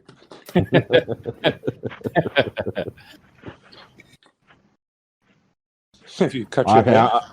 Okay. I am going to be out. I am going to have some difficulties casting anything heavy duty. I suspect we proceed cautiously if you want to rely on my magic at all. I don't think I'll be in a fit position to provide any assistance until the morning. Hopefully we won't need you to use your magic. I suggest that you cast your what's name on him anyway to get him up to all his second level spells, first and second level spells. Oh, he's already done that. Oh, he's already done that? Okay. Sorry. Yeah. Sam, can you send me to the chat what my second level spells and cantrips are? If you can just cut and paste some images or something. That's so good. Oh, as in this chat? Oh, whatever. Whatever's convenient for you to convey, because I'm not on Roll20, so it needs to be something on Discord. Okay, so do you want me revealing it to everyone or just on Discord? Oh, you can reveal it to everyone. I don't mind. All right. Give me a second. Lord Sulchurum, I think now would be a good opportunity to charm one of these here workers to temporarily join our party whilst I disappear inside. Sam, he said he wasn't on World 20. You got to put it on Discord. Yeah, I know. I was hoping I'd be able to get through it without somebody pointing it out. All right, there we go. Okay. What about second levels? Do I have any then? Not at the moment, weirdly. You pretty much have the rest of the spells that I sent to you privately from your overall spell list were... I should also have, with the feat I took, kinetic force, kinetic shield, and one other one. Goat charming. Kinetic force, kinetic shield... it doesn't seem to be listed on your spell list at the very least. It might be in your personal stuff. Let me just double check for you. It was updated when I took the feat on, but I'm not sure when. You should have access to my current character sheet, shouldn't you? I'm looking at your character sheet right now. Yeah. Your second level spells were Charm Person and Lesser Restoration, which is pretty funny. Oh, Lesser Restoration is my Draconic heritage, I think. You have a Chaos Bolt, Ray of Frost, and Firebolt from your standard actions, I think from your... from Magic Initiate. Yeah, But okay. it doesn't seem to have anything from the Kinetics area. It's got Kinetic Barrier and Kinetic Lance. Yeah, that's right. Yeah. Where's that? Let me see if I can post it into D20. Oh, it doesn't look like I can do it. No, was there it is now. Hang on, here we go. Try this. That. And that. Okay, yep, they're also being listed. Apparently, for whatever reason, they're not being listed on the spells that you know list. And that. Oh my goodness, that's a big long one. It's filling up the whole chat. What's that one? Chaos Bolt. Chaos Bolt.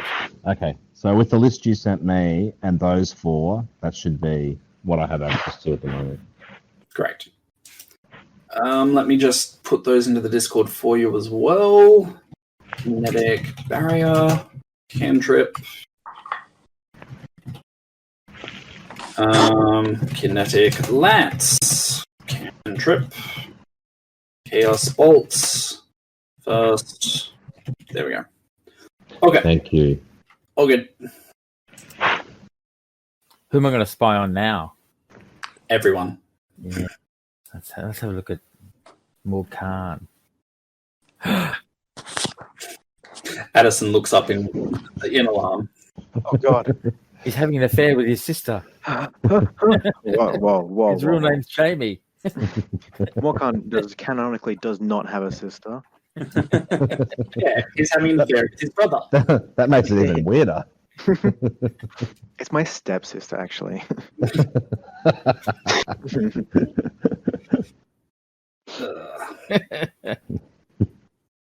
All right, so what are you guys doing? Well, I'm trying to convince Ciruimon that we're going to that I should disappear. I should go off. But if I go off, we need someone to replace me.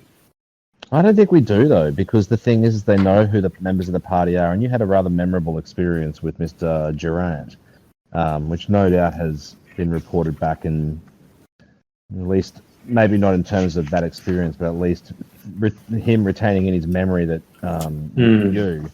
So I would think it might just be easier to say that you've retired or to your chambers or He you. felt seasick or something, you know? To He hasn't got his land legs back. To nobles outside the Tinkeret Bardiness and Adventuring Company Proprietary Limited, peasants are invisible. So it makes no... You are invisible to them. Yes, comrades, we are the only members of the parasitic class that seek to advance your interests. Right, brothers, down tools. Won't lie, I was half worried that with Nero going away, you guys were going to be like, no, let's dress Salturum up as Nero to cover his ass. Yes, so Nero, feel free to go and clean your toilets.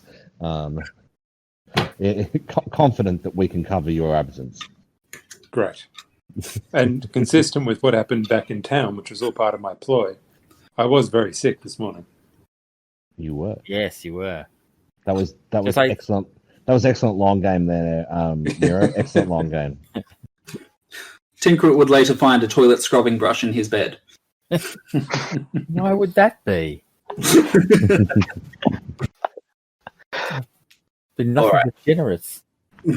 So Nero is heading off to explore the area. What would the rest of you guys like to do in the meantime? I will rest.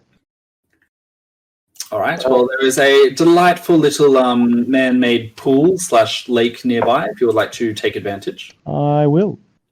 Excellent. Can I use survival and see if there's any tracks in odd areas, possibly leading to like secret areas of the island? I'm more inclined to say it's investigation, but I will allow it because you've made a good enough rationale for me.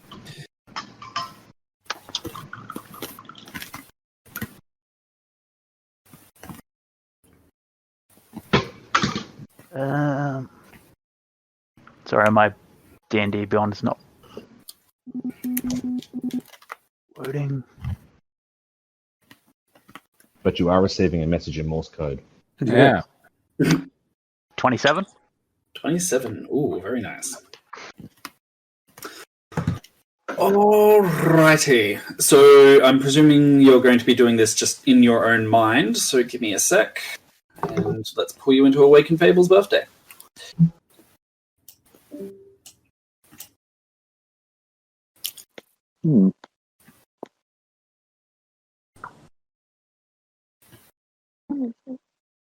What? Very much slow vibrating. Why is that so much vibrating? Why? Rob, to distract my girlfriend, I got her playing The Last of Us. She said she wanted to play it before when I told her that the second one's coming out. Makes sense. Yeah.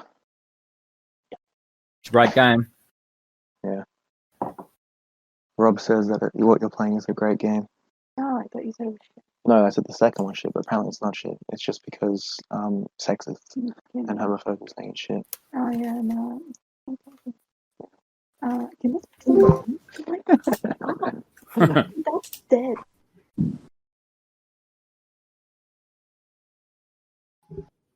All right. Anyway. All right. I come in here like two of you guys giggling to yourself. Honestly, that makes me paranoid. No, just my girlfriend's playing The Last of Us, and she's complaining that she can't run because it's the very first mission. Yeah. Fair enough. Okay, where the fuck is the sign then? It must be Joel at this point. Yeah. Anyway. Alrighty. So, Luke, if you want to say anything, otherwise we'll move on. Well,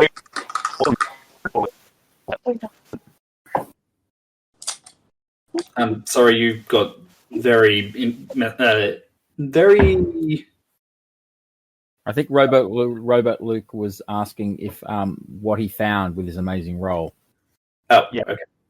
But are we all together? You're all separate areas at the moment. I thought we walk together. You can lead us. Wait, did she die? All right. So there's like a bunch of in the north area, and there's so it's very. This is amazing. This just clears up all the questions you guys have. Do we need to roll? Do we need to roll investigation to understand what Luke is saying? I think I'm doing. Is that inside? Is that all right or? Oh, that's better. You just got really jumbled up again. That was all. Okay, my internet's been really fucking bad tonight. So there's a lot of guard tracks in the northwest area of the island, but there's nothing really there to guard. So it's very suspicious. Okay, interesting. Let's do what we normally do and entirely ignore the clues that we've been given. Anyway, let's go have a party. Is there anything for lunch? I really need a drink. I'm at a cabana by the pool. Service here is terrible. And there's towels on all the chairs. Bloody Germans. Well, we're supposed to be in like a are we in French or a German area? French. French. There you go. It would be the Germans then.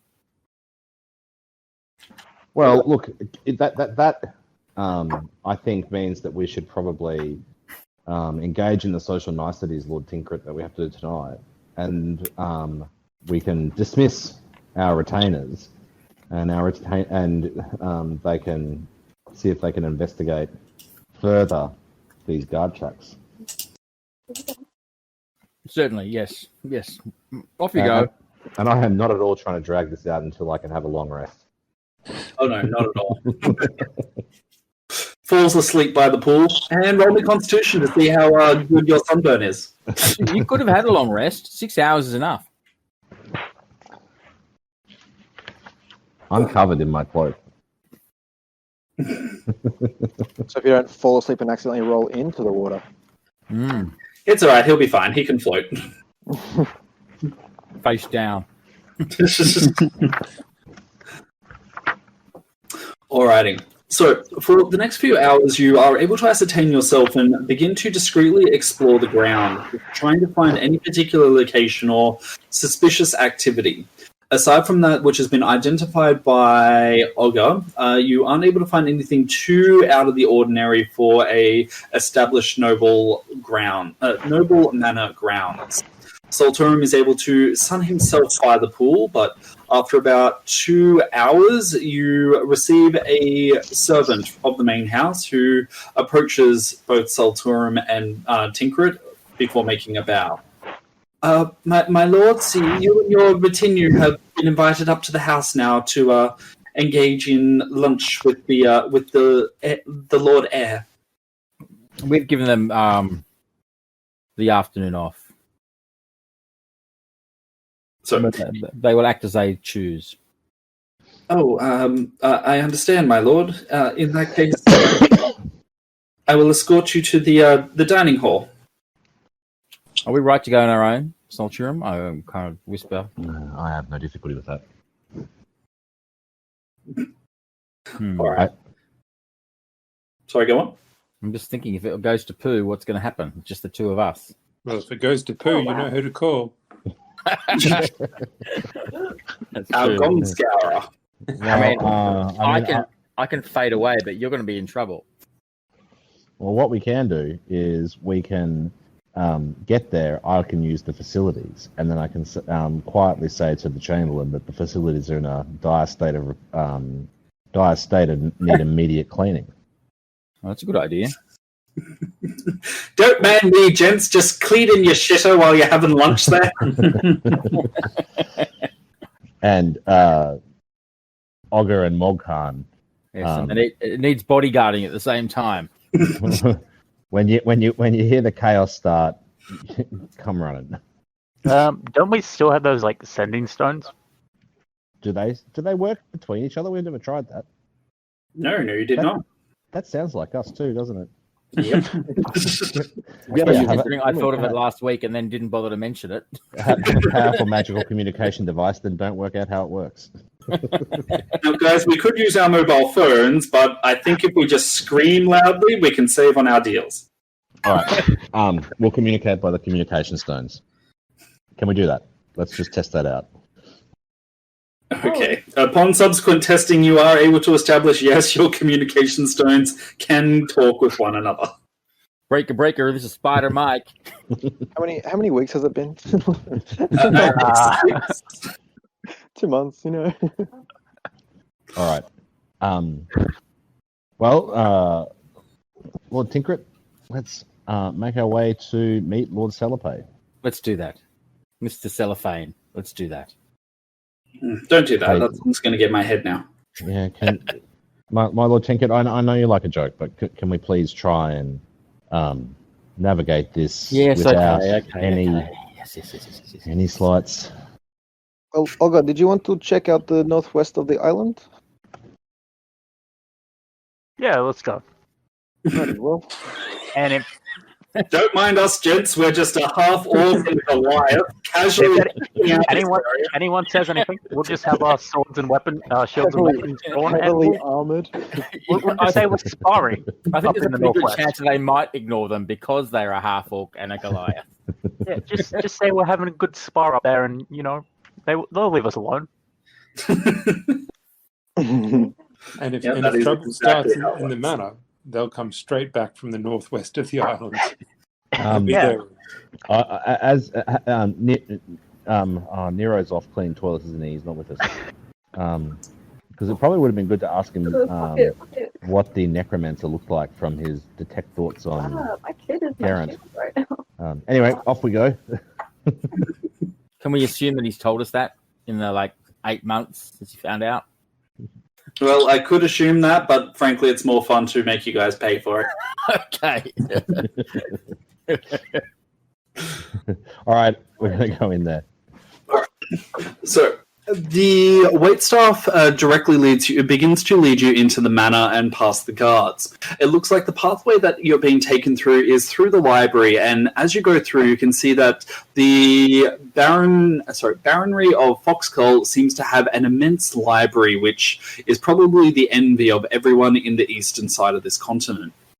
As you pass through the let's say mahogany doors, and into the main hallways, you can see, again, ridiculously obstinate levels of artwork, paintings, and pretty much everything in between.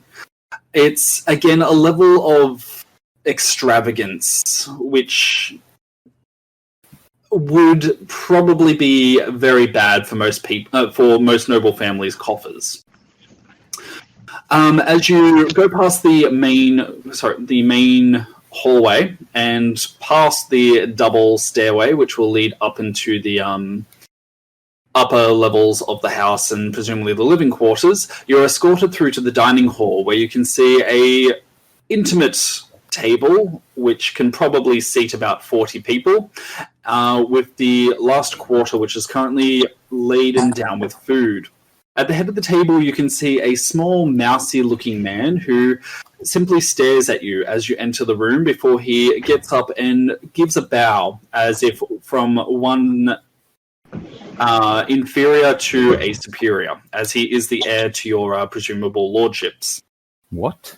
Also at the table, you can see what looks like the captain of the guard from Esheridge, Captain Julien Pelissier, who looks less than happy to actually be in this room. Sorry, Sam, can you just repeat that? The person who stood up and bowed to us, were you saying that he was bowing to us as someone who was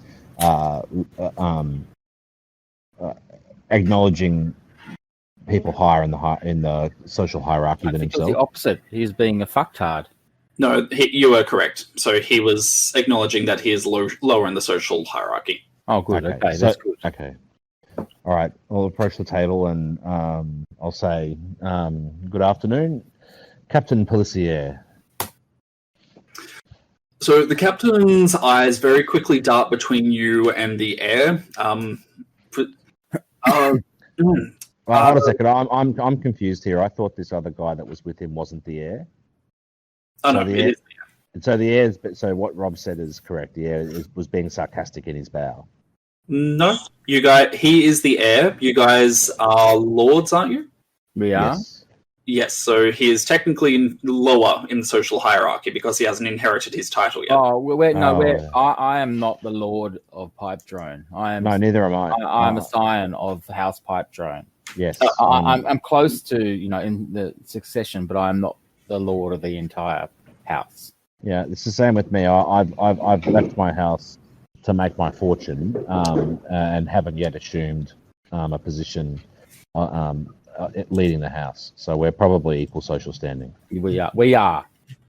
Yep. All right. So in that case, he will bow to you in a way which does indicate from that of a social superior to an inferior. Oh. Yes. Okay. All right. Do you still want me to be nice? Yes.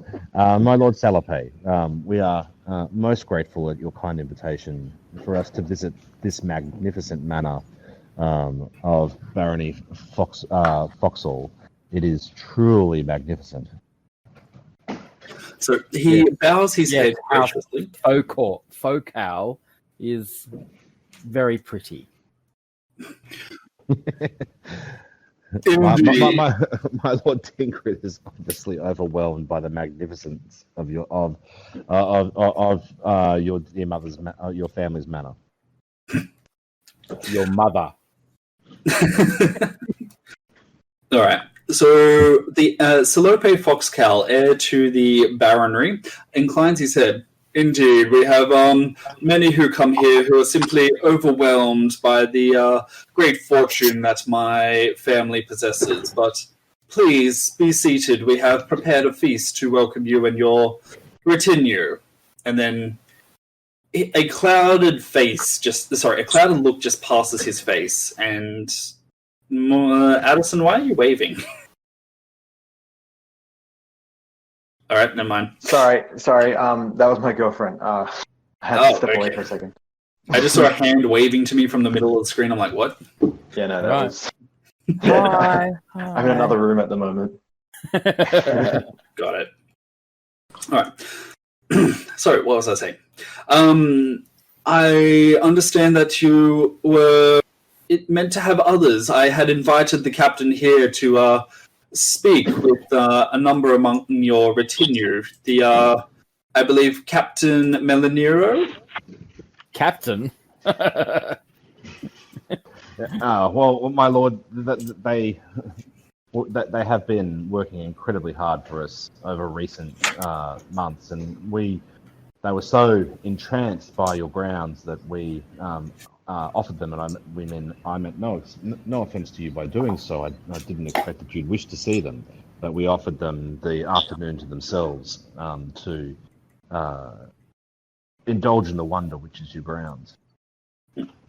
He just gives a bit of a shrug before he just abruptly snaps his fingers. Immediately, a runner in the background just bolts on deeper into the house. It is no worry. I am here to entertain you, as is our noble custom. I believe here that you will find many exquisite treats from across the continent, including some of the wine that we actually grow here specifically at upon the Baronry.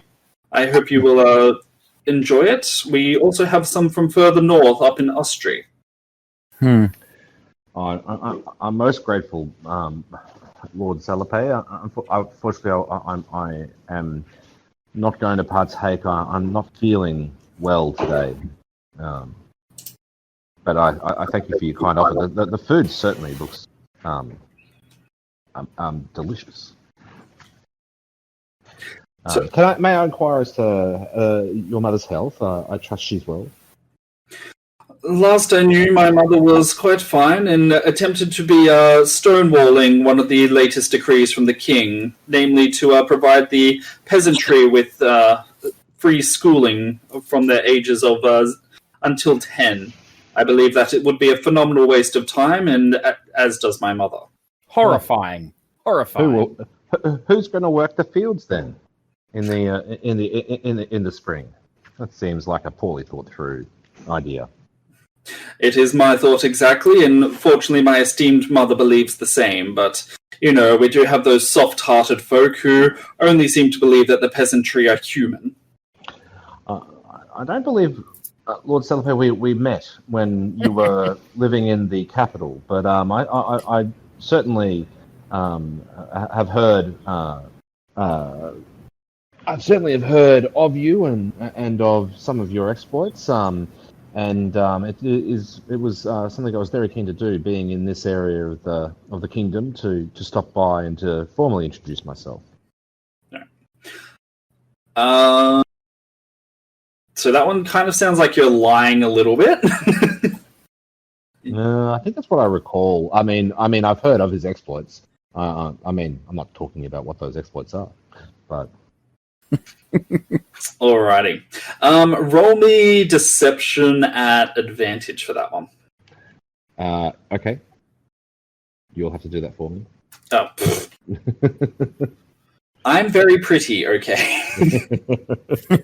Damn, I can't even back that up. Alright. Let's have a look. D&D beyond loading. Oh, looks like Michael's getting into the minis painting as well. Sorry. Okay, well, apparently you can roll on his behalf as well. That's weird. Are you a good witch or a bad witch? I'm just seeing if I could do it. All right, so that's an 18, followed by a 13. All right, so The heir's eyes just narrow as he seems to try to be investigating your words for any level of insult, veiled or otherwise, but apparently he seems to satisfy himself that you mean no particular harm, and instead his face acquires a bit of a pleased look to it. Yes, I was known as quite the popular person at the academy within the capital city. I must admit, I do feel it is a shame that you are not near me around the time for our classes. I believe that we could have had a beneficial relationship for our academia. Just so. I must say, Lord Salapi, I must excuse myself briefly for a minute. I just need to admire the view from one of the more private rooms you may have near the dining room. I'm not really quite sure how to actually ask to go to the toilet as a member of a royal. I need to see a man about a dog. Tell me, Lord Heir, where is your crapper? Use the lavatories. My lord, if your chamberlain would be so kind as to direct me in to the facilities. Surely a noble would say, I must spend a penny. Penny? What is that? I've never heard of such a thing. I must beg your forbearance. I believe I required the ablutions, but I shall be back momentarily. Mm-hmm. Is that better? Yeah, that's better. Thanks. Thank you. All right. So he just gives you a bit of a dismissive hand wave, and then All right. Sorry? Okay, I'll go do that, and then I'll come back. And can I? Unless Tinkrit wants to carry on conversation briefly while I. I'm going to regret saying this. While I'm momentarily absent. Are you going to cast Minor Illusion? I'm reluctant to cast any spells at the moment. Really? Try it. Can't cast. Ward'll smack me. Really, you can't cast anything? What's going on? Can cast wild magic. Do it. Do it, Sam. Do it. All right. So what were you doing? What were you wanting to do, Luke? Nothing. I'm coming back and I'm going to walk over to the one of his retainers and discreetly whisper, that is a disgrace. It reeks. You need to clean it immediately. You need to get someone to clean it immediately. So the retainer simply bows. I apologize, my lord. I will organize someone to do that immediately. Okay. Enter stage right Nero. So I've just been about to break into the private study. But no, I'll come clean the toilet. Know your place. No, we aren't cleaning up in there. All right. So during the intervening time, the Lord Heir simply turns to Tinkrit instead, and my Lord Tinkrit of Pipe Drone, is it? I understand that you are meant to be a bard of some repute. Not meant. I am a bard of some repute, my good man. Ah, wonderful. I understand that my mother seems to have a number of acquaintances within the capital. Tell me, I've heard that your mother has a number of acquaintances within the capital. I should never have left. Are you wanting to do that as a polite insult, or No. It's not an insult unless he deems it to be. Just a snarky comment.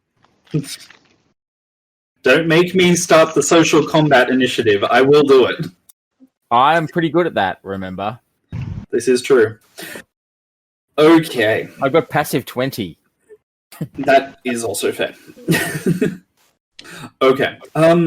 So he stops for a moment and then eyes you again before he seems to think the better of it. My mother has a number of contacts within the Imperial troop up there, you know, the ones who perform for the king himself. Tell me, have you ever thought of performing as a member of the Imperial troop? I had heard your mother had a number of contacts with the troops. And yes, I have performed for the troops in the past.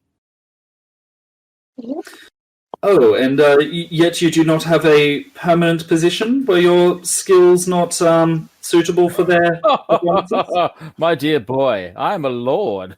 Why would I seek a permanent position? He stops for a moment and then he gives you a bit of a condescending smile. Not a lord. I believe that your house has not seen fit to name you as heir. Tell me. My house has named me heir. I am merely not sitting in the seat, as you are not, I would point out, my good friend. It is, of course, only a matter of time. Indeed it is, for both of us. So, at this point, Solturum returns, and you can feel that the environment and atmosphere is a little bit tense. Captain Julian Lissier, over on the other side of the table, who has been completely silent to this point, is drinking his wine and frankly looking like he's having an excellent time just watching the byplay. I will attempt to use persuasion, I think, to bring the captain into story to make Lord Cellophane feel a bit silly. All right. So I'm going to talk about. I'm just going to take my passive 20. If that's okay. Okay. All right. Specifically, what would you like to say to him? I'd like to say, so I understand that your family worked long and hard to remove smuggling from Escher Ridge, and it took this good captain, this good earthy peasant-based captain, to do what you weren't able to, sir. So the look you receive from the captain is a mix of grudging respect and mild annoyance / furiousness before he smoothly cuts in. Of course, we would be unable to do so if the foundations were not already set by the esteemed heir's great family. After the crackdown of his mother, and she was able to provide us with enough funds for us to once and for all drive the criminal element from our harbours. Yes, I'm certain that you couldn't have done it without that. But could anybody have done it at all, bar you, sir? I tip my hat at you, sir. Well done. He inclines his head again, but you can see that his eyes seem to be investigating your face as if he's trying to work out exactly what your ploy is here. Now, at that point, We all are. the heir kind of just narrows his eyes a little bit further before he claps his hands twice, and in the background you can hear a gentle music just playing over the entire dining room. If you don't mind, I figured that we would have some calming music in order to serenade us as we eat. When does the calming music begin, sir? After this cacophony? Now, most importantly, Rob, can you do a wisdom saving throw for me? Yes, I can. And also Luke with Solturum. Okay, 29. Can you put this on?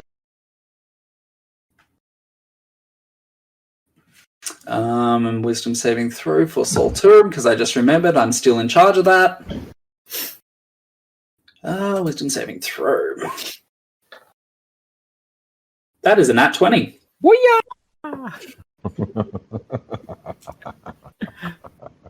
That's the laugh I'm giving when I hear Solturum's joke about the cacophony. Fair enough. All right. I smile and say, I'd like to play some other music if you don't mind. So he just scowls for a moment. Oh, of course not. You here as my guest. I would not hear about you playing any instrument, especially while we have this fine spread that we've been working on. Get a load of that. Oh, I know. My Lord Salapay, it must be. I mean, your manor, no matter how magnificent, is still somewhat isolated from Esseridge. I mean, do you take guests frequently here in order to keep it entertained? He gives a bit of a sigh as he picks up his wine. We do not entertain guests quite as often as I would prefer, but you understand that being such a powerful baronry as we, it is difficult to see guests as we are simply too busy dealing with the common folk. I understand that he sees many guests, Solturum, my good boy, but entertains few. Yes, well, no doubt tied up as he is with important matters. But Lord Salapay, Perhaps you could tell me about some of your recent guests. Perhaps they are acquaintances of mine from the capital. All right. Sorry, somebody was typing something. Nope, we're good. I am. Okay, you're typing. I can just tell you. I'm attempting to using the enthralling performance to charm him, the captain, and the two beefiest looking guards. All right, so you are getting involved. All right. Give me a second. Well, he just tried to charm me, the motherfather. You don't know that now, do you? Well, I shrugged it off, so I don't know. And... All right. Sorry, I shouldn't be so happy about it. All right, so the guard is apparently rolled a nat 1. Oh, the guard. Sorry, the captain of the guard rolled a nat 1. Oh. One of the other guards rolled a 18. The second guard, 20, rolled an 11. And our esteemed baron, I should say, rolled a 3. All right, so you have been able to, I think, get most of them except for one of the guards. So let me just double check. Does anyone here oppose you? Okay, perfect. All right, carry on. Okay. My friend Lord Cellophane, I am tired of this antipathy between us. I was merely jesting. I know that you, being the intelligent, handsome man that you are, took it in the spirit in which it was meant. So he simply stares at you for a very long 10 seconds before he just abruptly bursts out laughing, hard enough that he just slaps the table and begins to jostle a lot of the wine in the various cups. No, it's been some time since somebody has been able to fool me so greatly, but I appreciate your humor. You let me refill your wine and let us get down to this luncheon. Let us. Perhaps you'd like to tell us about your most recent visitor whilst we have that drink. My very good friend. Oh, my most recent visitor. He gets a bit of a coy look on his face, and then he gives you a wink. Well, if you're looking for those services, you came to the wrong place, but if you were to go to Esheridge, I can give you the name of a very good girl. Oh, you're such the jokester. What a japester you are. I mean and I touch my nose, and I mouth the word necromancer. All right. So when that occurs, he begins to stare at you again, and all of a sudden you feel a presence, something pushing back against the magic, which you've been using to keep a bind on him from your performance. It is the most minor of things, but there's suddenly a plink as just a single one of your strings breaks. And he seems to come to himself. I'm sorry? You think I know a fishmonger? I didn't say fishmonger. You know very well what I said, my good friend. So he stops for a moment before he just slams his hands down on the table. And you would think that I would be the sort to socialize with a necromancer. You go too far, sir. Necromancer? I never said such a word. Lord Tinkrit, perhaps we should explain to him the what's happened to Baron Fritz from the south. Yes, that's an excellent idea, Saltram. Would you like to do that, good sir? Well, Lord Salopay, we understand that you had a visit from a friend, but 6 days ago. Now we're interested in that because Baron Fritz had a arrangement with a certain necromancer in the south, which worked out really badly for him, and worked out really badly for his family and his wealth. Which, well, he's dead, and he no longer has any of his wealth or lands. So we're really keen to know whether you can point us in the direction of the necromancer, which was his downfall, because we would hate to see it cause the downfall of such a noble house as what's this? Focal. So the heir gives a sniff and then drinks deeply from his wine.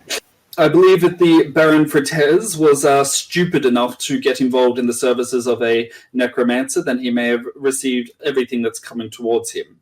You can be assured that... Sorry? We found the Baron Fritters, or I should say parts of him, in 5 different creatures. And we are merely seeking to make sure that you don't suffer the same fate, my good friend. Is there a reason that you believe I would suffer such a fate, considering I've never met this necromancer before? Well, we know that he was here, and thus we have followed his trail. I tried to persuade him to help us. Right. Whoops. That's not so good. That's okay. It's not going to get shitty with me, at least. I'm going to try intimidation. What's my... Good cop, bad cop. I like that. Yeah. What's my intimidation versus my persuasion, Sam? I think my persuasion's +6. Have a bardic inspiration. And your intimidation is +3. Okay. I'll try to persuade him and just say, look, I'll roll persuasion on that with bardic inspiration. All right. A persuasion. It sucks that I can't inspire myself. 17. All right. Flavor this. Is that plus bardic inspiration? No, you haven't used it. No. Yeah. So you want to use it now? I wouldn't bother. Keep hold of it. He just said flavor it up. My Lord Salape, you have the promise of becoming a great lord of a great house. But let me make it clear to you, the king and Captain Droit, Commander Droit, who controls his southern army, wants to see this necromancer brought down, and be under no misapprehension that means bringing down anyone who has provided him assistance. It's already seen the downfall of House Fritz. We don't want it to see the downfall of House Focal. We do not. If you know anything about him, it will go well for you for us to be able to report back to His Majesty and Commander Droit that you provided every assistance to us in our endeavours to eradicate this evil from the kingdom. Right. So towards the end of your statement, you hear a strange noise come from the the heir, before he just inhales deeply a few times. After he seems to again gain control of his facilities, he just stands upright. I did not invite you to my home in order for you to insult me, good sirs. I will see you tonight at dinner, and I pray that your temperament will be a bit better. And he simply storms out. As he slams the door behind him, you guys can hear an immense crash of lightning, and when you check outside through the window, you can see that the storm that's been on the horizon has now finally hit the local area of Escher Ridge. Do we get to try and stop him before he marched out? Physically stop him? Well, I was going to suggest a spell, but if you are able to cast the spell, you do have the 2 guards against you, so if you are not able to do it silently, you likely might be attacked. I could do it by telling a joke. Oh, freaking bards. They do things in the weirdest way. I think I'll let him go in this instance. Yep. All right. Okay. So, as the door slams behind you, you hear a voice simply piping up. It is some time since I've seen the young heir throw such a tantrum, but at this point the captain simply leans in. Is there a particular point to the questions you are asking? I believe of our conversation last night, we did not have any unusual sightings. You believe that the young heir is lying to you? I don't believe it. If Captain, whatever your name is, Pellissier, if you could just give my Lord Tinkered and I a moment. Now, But Lord in Tinkered, short, yes, we will speak to you momentarily. yes, he's still charmed, He is charmed. and I don't think he has any of the. It's apparent the hair has some type of magical warding or protection. Yes, I wonder what snapped it. That was pretty impressive. I think that Captain, whatever his name is probably going to be more inclined to look out for the interests of the kingdom. He does not seem to be under whatever spell the young lord is under. Perhaps we should be plain to him about our mission. But he's supposed to be charmed until he takes damage, is attacked, or sees us attack someone, and he snapped that without us doing any of those things. So I'm interested. Well, I don't think that, but I don't. Was it the entire charm across all of them? I don't know.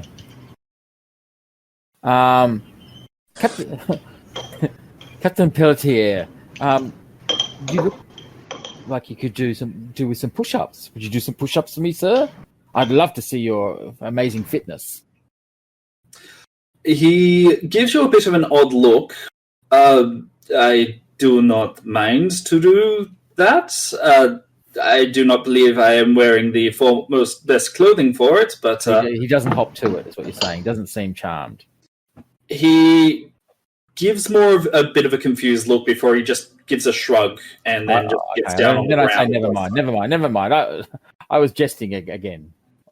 And I give him a hand to try and help him up.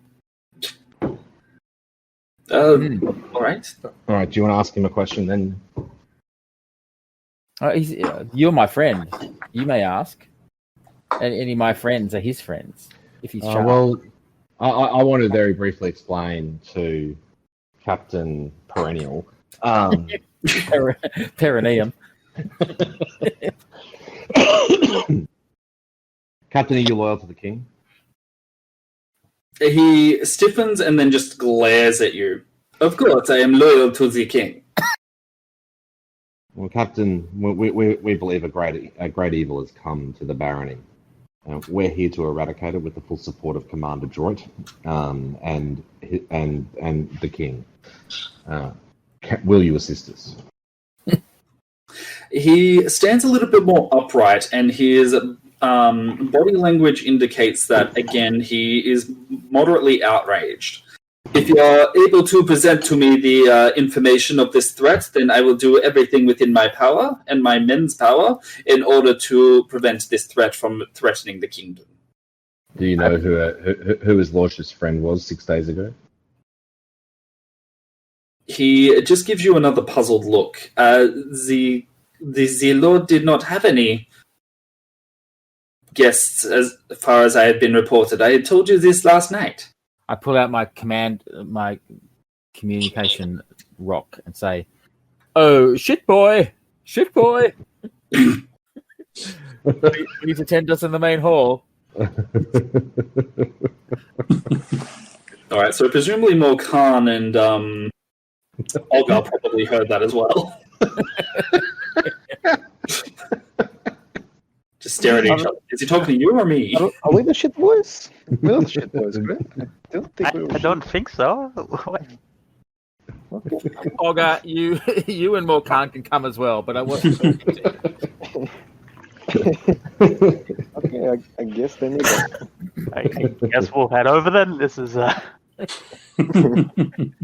shit boys. All right. So as you speak into the talking stones, the commander simply raises an eyebrow at it.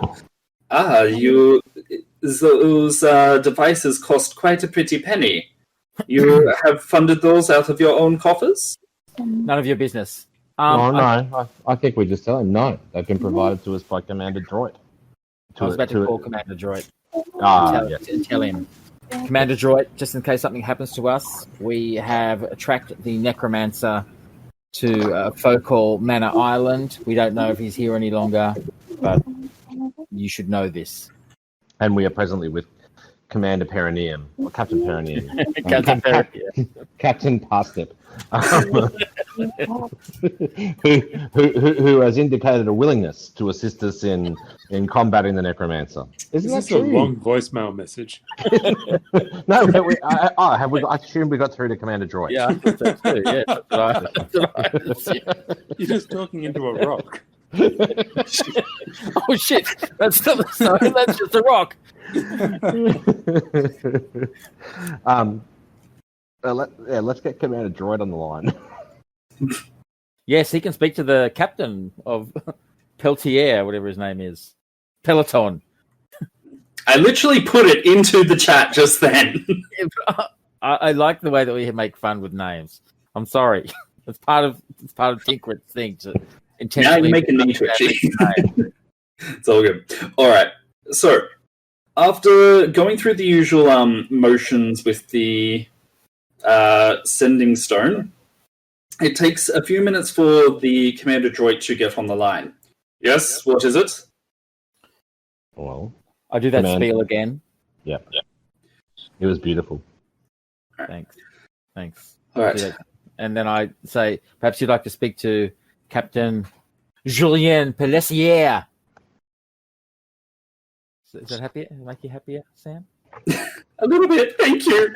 Okay. For doing my hard work that I put 3 minutes into looking up a random name generator. I know. Yeah. Yes, that's what I do.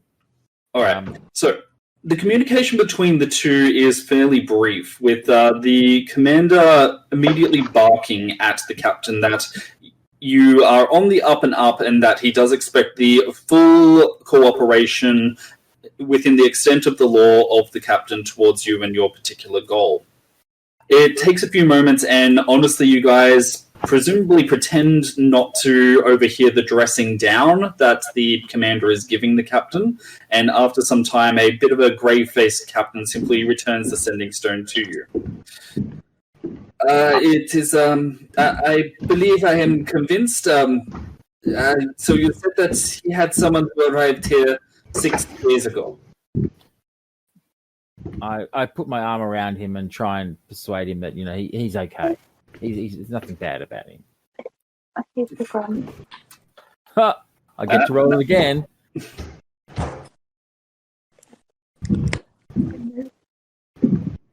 A little bit of a difference there. Okay, between a nat 1 and a unnatural 21. Yes. All right. Make him feel better. There. You weren't to know, my good boy. You weren't to know. I will admit, some part of me still does admit that, still does believe that there is a chance that you may be simply having a great joke, but I do not believe that it is worth my job to continue following that. You have my cooperation as far as I can provide it within the law. You are correct. There is a chance. It's just what is colloquially known as fuck all. He just gives a bit of an inhale, and then he just pops one of the fruits from the table into his mouth. Let's say a grape. Then, exactly how can I help? Should things go south, we would expect your support, sir. You have my support as far as is possible, but he stops for a moment and then peers outside. I am unsure how much help we will be able to engender from the mainland if we do require it. This storm does not look like we are going to be able to use any boats until it has settled. Are the House Guard under your command? Unfortunately, they are not. They are operated under the exclusive command of the Baronry and her family. Right. I suggest that we have a rest. Try and regain some of our capabilities before this evening's gathering. Could you guard us, sir? I can do my best. I believe that the esteemed Baron has a rather large library if you would like to pretend that you are undergoing standard noble social niceties. An excellent idea. All right. So at that point, Olga and Morkan would have walked in the door. Presumably Nero has also walked in by now. No way. Crawls out of that toilet. You will not believe the things in there. You didn't get the reference, Nero? Right. What reference? It was a History of the World Part 1 reference. Oh, sorry. Right. Okay. All right. So let's have a kip. Thank you. So the others walk in at this point. So Olga, was it? Yes. Oh, Trina Olga. I apologize. Close enough. I was not aware that you and your friend here had also come from the mainland. Yes. What do you expect? Simply surprise is all. It is unusual to see someone fully armored and plated within the Baron's home.